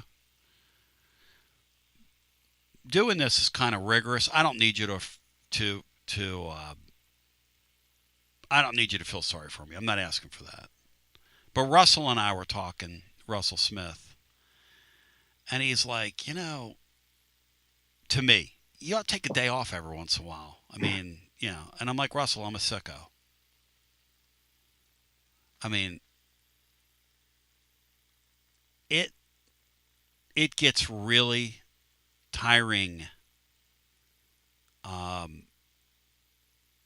being on the air, doing the blog, and then sometimes it shows. And when you're on the air, you're like, and the other night I was tired. I was just like, this team is silly, and I almost was feeling sorry for myself on the air. I apologize for that. That's why I don't think if it doesn't go overtime, and say if Gillespie hits that shot at the end and it's over, I think the tone is totally different. Yes, you're right. But that game going overtime, I think that's what. And then he had another overtime game, 2 overtime games just a couple weeks ago. That's just sort of it adds up. Yeah. I mean, we were all locked and loaded, ready to go, and then we sat here and made fun of the overtime. If you go back and listen to our YouTube there, because Bino's right, our bullpen blew the game, and you've got these endless reviews you had too. That's just. And then I can understand. Yeah, and the cherry on top. Okay, just not to relitigate the other night, but the cherry on top is when Mike White has his guy go out and scores a 2-pointer with 0.6 seconds left, Bino, and Patch Adams is over there reviewing it. Bino, with 0.6 seconds left. Yeah. Like, hey, this is all about my ball game. And the other night on YouTube in the comment section, Pat Adams' ass made his debut. And he said, what did y'all think of me tonight? And how do we only have 138 likes? I'm not going to belabor this. Do y'all like the show? Do y'all care about the show?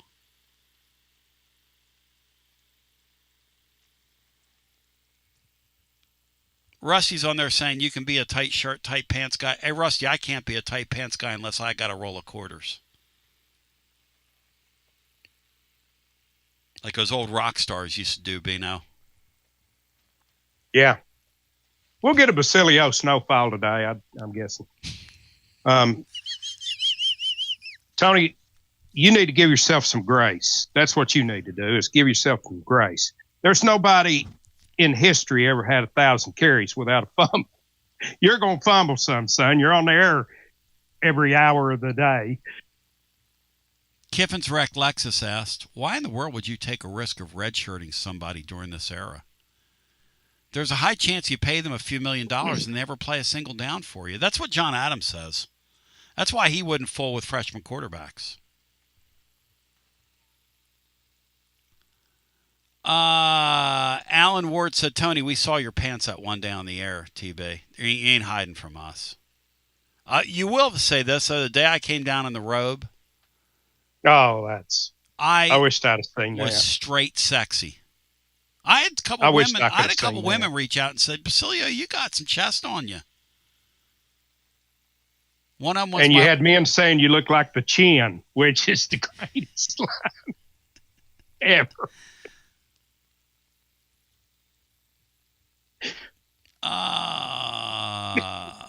Kiffin's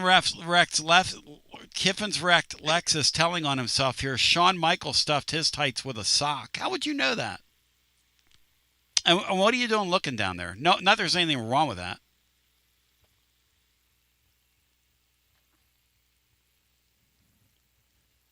You always have to put that caveat. Not there's anything wrong with that. So, Bino, me with sleep deprivation and a low-grade fever, should we continue this or what? You're about to get another Laura lecture. She just looking at me. Yeah, she just handed me my normal meal. which for GMAC hopefully is third meal at this point in the day. W. Lynn's Breath just said, I get looks from people in Walmart, sometimes funny when I stuff my pants with my flag.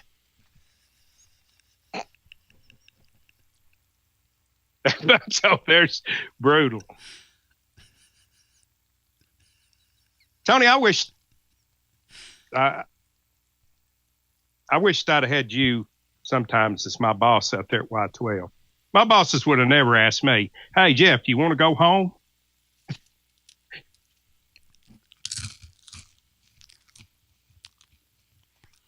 I mean, I gotta stay and at least eat my lunch on the air. There's a couple people. Oh, yeah. We need to do that. Well, there's a couple people that reach out to me.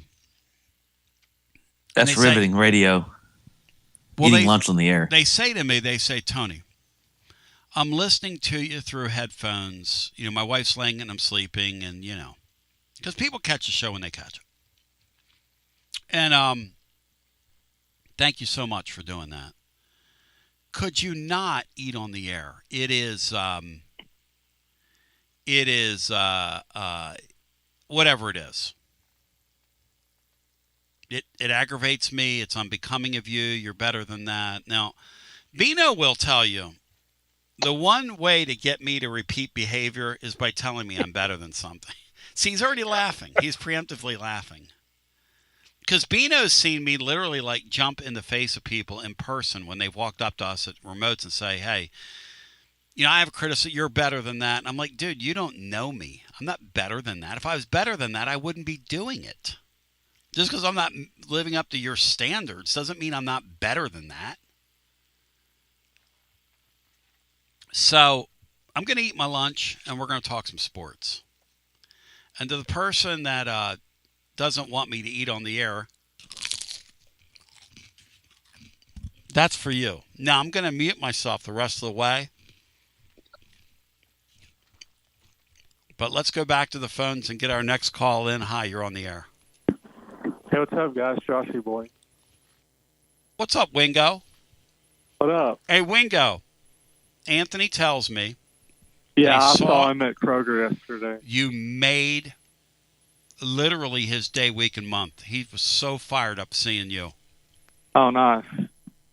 He made my day by seeing him yesterday. I mean, he loves you, dude. Loves you. That's good. So if they try to, Zach, if you're listening, if they take you to jail, I'll pay your bail fee tomorrow night. Famous last words. Yeah. But, you know, what do you think? Do you think they'll postpone the game tomorrow night? I'll believe we're going to get a big enough snowfall to mess up the roads when I see it. I am especially. We're down here in we're in a thermal pit, Joshy. Hey, Bino, Yeah. what would it take? What would it take? How Big much thermal snow? pit. How much snow, Bino, would it take for them to call that thing off? What do you think? With these, because I'll tell you this: anything that falls from the sky is sticking to the ground. Unlike past storms. Yeah. Now, I'm not a meteorology guy, but that ground here has never been colder across our entire state for a snowfall than it is right now. Yesterday it got to like 38, and it literally felt like it was 70 degrees outside. I went outside and cut boxes. I stayed in the sun. 38 degrees. Yeah. It felt, Josh, didn't it feel warm yesterday? It did. I mean, so lay it on me here. If we It's get supposed to warm up next week, too. If we get 6 inches, Josh, do we have the game tomorrow? I'm going to say no.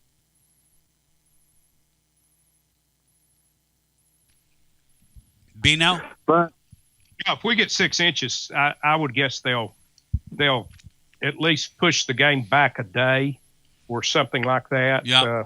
But it'll all be about the road conditions, and there's been a heads up to this one, and the roads will be treated. I'll be surprised if we get a snow big enough to keep the main roads to where they cancel the game. Hey, Bino. I will tell you this, guys. Yeah. A few years ago, when we got that big snowstorm in ice.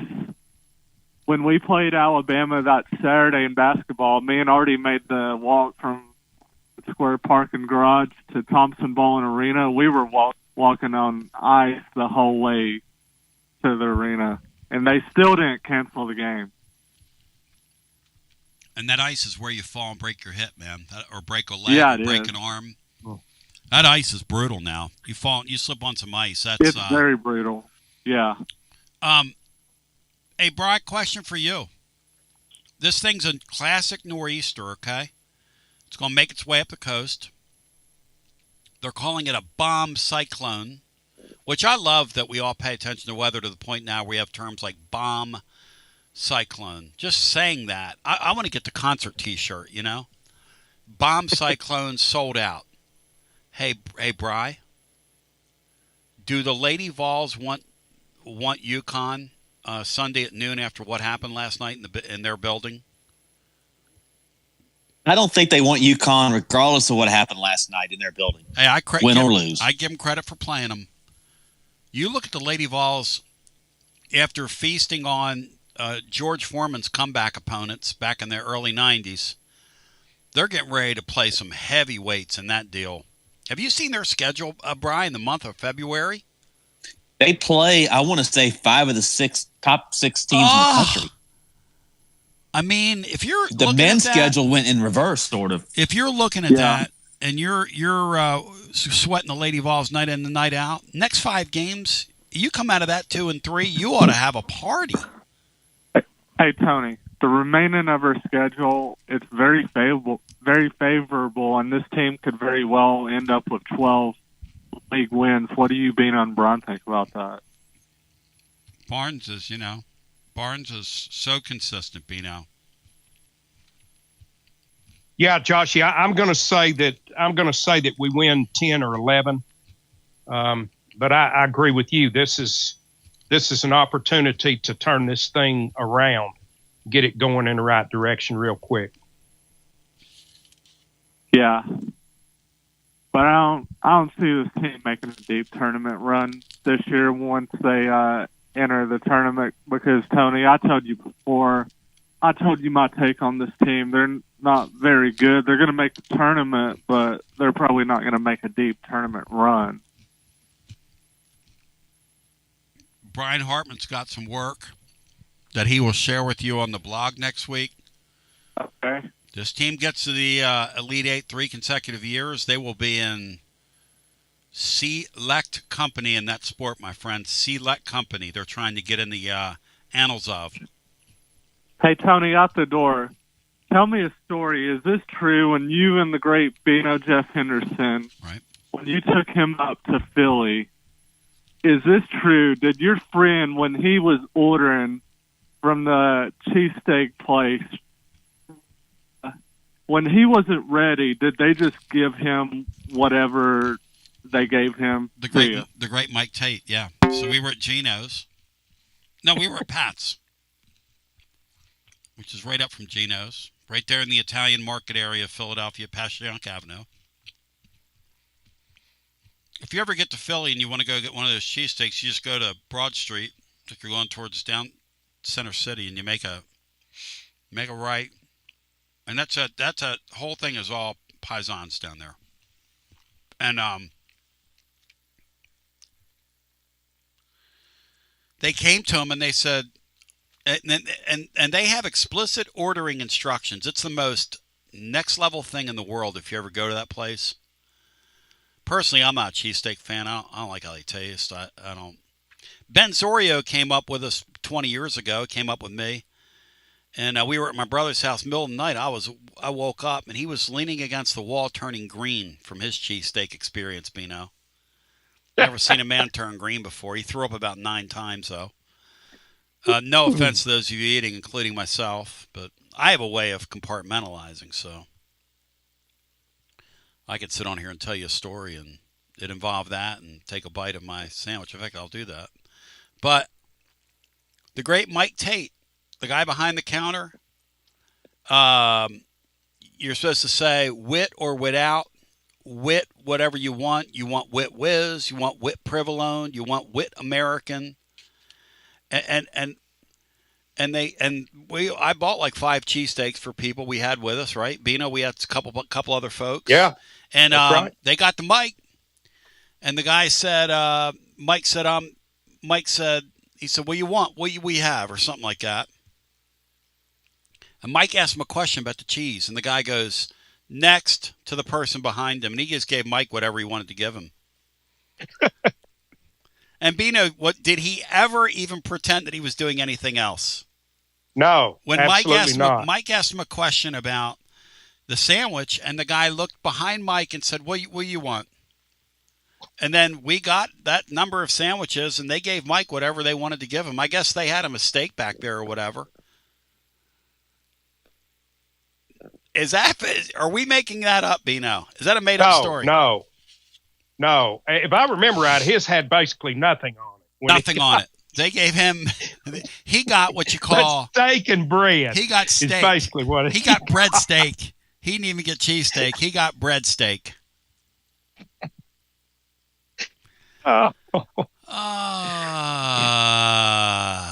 So great. And that led Butch Jones Sandwich to jump in here and opine in the YouTube channel. Bino, do you think the YouTubers are a bunch of morons? Yes or no? Tony, I actually enjoyed taking in the show that way and reading the message board. Mm-hmm. I'm going to do it at least a couple of times a week.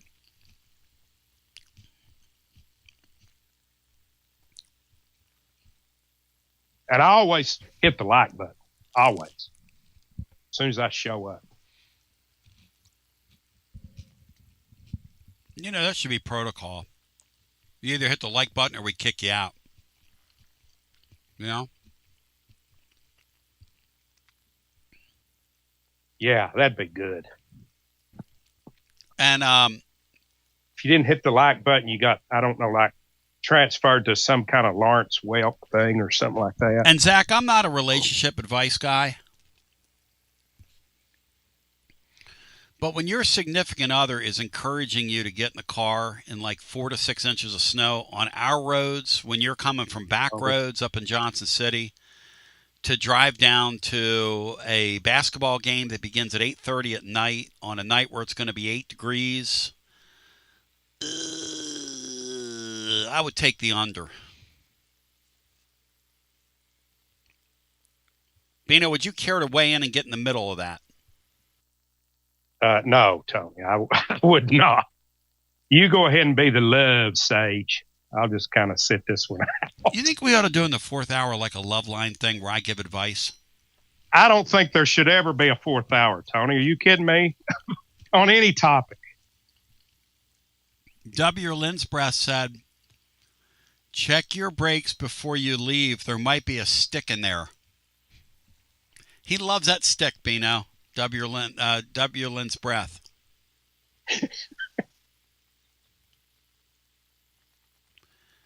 Sam Needham, I love you, but you said you don't like Philly cheesesteaks. What the hell's wrong with you, brah? I cannot stand those cheesesteaks. Bino, was yours good? Oh, yeah, mine was good.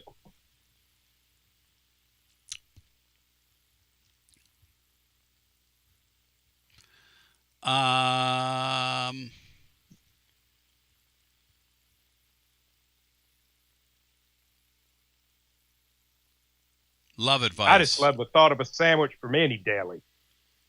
Love delis. Oh, I love delis now. That's a different thing. There's a deli outside of Wilmington called Casapola's. It is literally you walk in there. You know, we have an auditory memory. We all do. And when you walk in Casapola's, did I take you to Casapola's, Bino? I don't think so, Tony. When you walk in there, the smell of vinegar and garlic and just the smell of that place and their freshly baked bread,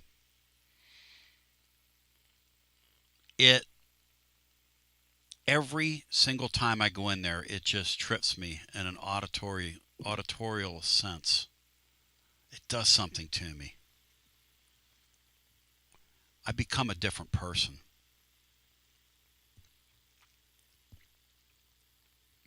I become a different person. How would you describe, Bino, this third hour we just did to somebody? If you like you were telling a friend about this show, and I'll tell you what I'm thinking about doing. If it snows tomorrow, it snows like I say it's going to snow, and it's going to cancel. I'm thinking about jumping in here about 10:30 and doing a post-game show anyway. Would you guys be in on that?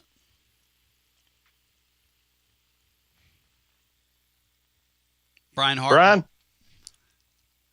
No, I'm not keen on doing post-game shows when there's no game. That doesn't sound like a very good idea. That just sounds like a good idea. That just sounds like a way to get in trouble.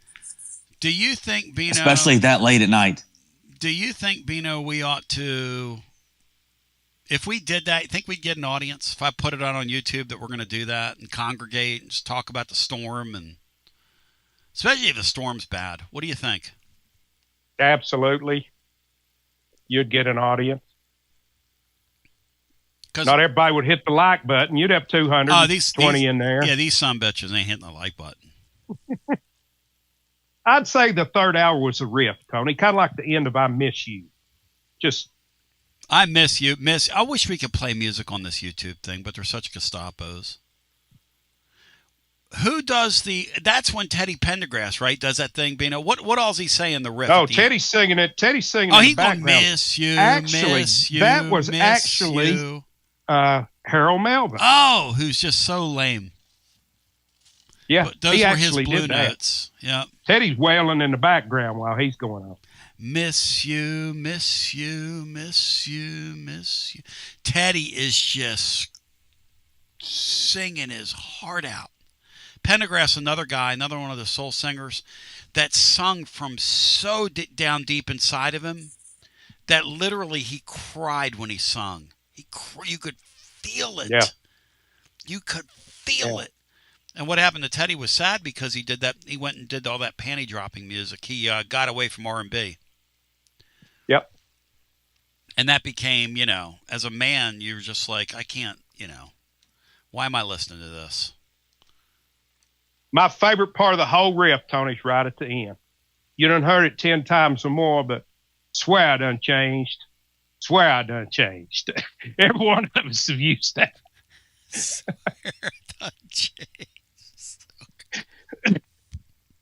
What was the song, Bino, where he said he got himself a straight job and all the overtime he That's can the same one. Yeah, that's the same riff. It's in the middle of all that. Yeah, I know this is going to knock you dead, but I even went out and got a gig. Forgot you're not hip to the hip talk. Playing JOB, baby. Got 8 hours a day. All the overtime I can get. Which, by the way, is what I get on this show.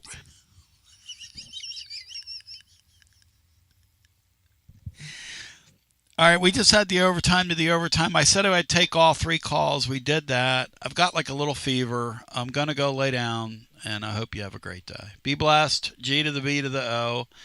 Support our sponsors. Will we be on tomorrow night? Do I promise that? Rain or shine? I don't know if I'm... go give us a like over at YouTube or I'll tell you what. Hit the... go to our YouTube channel if you're listening to us and hit our notification button. And I'll do something tomorrow, I think. Okay? Appreciate you. Yeah, and shout out to panty dropping music everywhere because it was really bad. Bino says, one time we went over, like we just did, we went to overtime to the overtime. And I said, Bino, we'll stay a little while longer. He goes, Tony, it's one thing to do, the show for nothing and then overtime. He says, hey, Bino, love you, man. Thank you, brother. Love you too, Tony. Love you, Brian. Everybody have a great weekend. Everybody be safe, please. Yes. Please be safe. And if it does snow, I'm not giving anybody advice, but let's not be superheroes and risking our lives to go see Tennessee play basketball. You know what I mean? Like, I love you. I love you, and I want you around, okay? So you're going to have other opportunities to watch us play hoops. and leave it to the kids to fill the arena. Because if I was on the campus, I would want to get in the arena tomorrow. Now, here's a question I'll leave you with. Let's say it does snow 6 to 8 inches, okay? Are Danny White, and I can't believe I just thought of this now. Well, those lieutenants, or no, they're family. They're not lieutenants. On the flow chart, you've got Danny, who's captain, Captain Danny. You've got the lieutenants, and then you've got the family in the arena, Griff. We can do a flow chart one day. You got the family. Will the family be guarding the lanyard section? Mr. C, I need you to chime in on this for me. Sturmy, without a warning, I need you to chime in on this. Will they, when they let the kids in, let them near the floor? Or will they keep it roped off? That would be an interesting experiment of human behavior tomorrow night, how that would shake out. Because I miss you, miss you, miss you. Check that song out by Harold Melvin and the Blue Notes and listen to what Bino's saying. That is a great jam. And at the end of it, Teddy just busted. I wonder if he had it written out or if he's just doing that off the top of his head. Yeah, baby, I got a straight J-O-B. I wish I could play it for you, man. They get my guy Rick Beato all the time and they claim your video from you. You don't even get credit for it. They claim it from you. Steal your work, basically.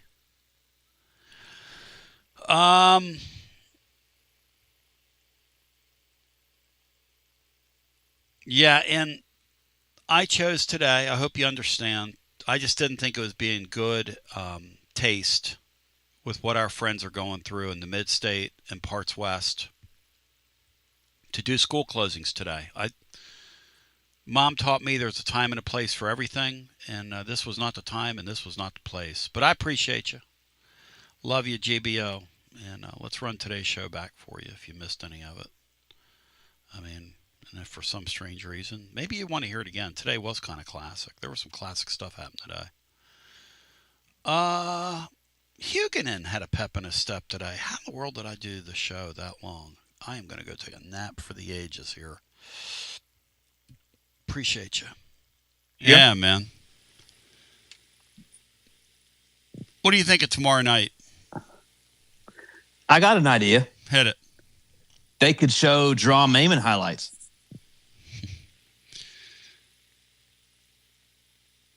What would Stephen F. and Pearl's highlights be? And Bino, are you going to share the Stephen F. and Pearl story in honor of? Because I took I don't know whether I should have last night, but I took the gentleman under wing, who's a pretty noted basketball writer down there at Auburn yesterday, and told him this whole Stephen F. and Pearl story.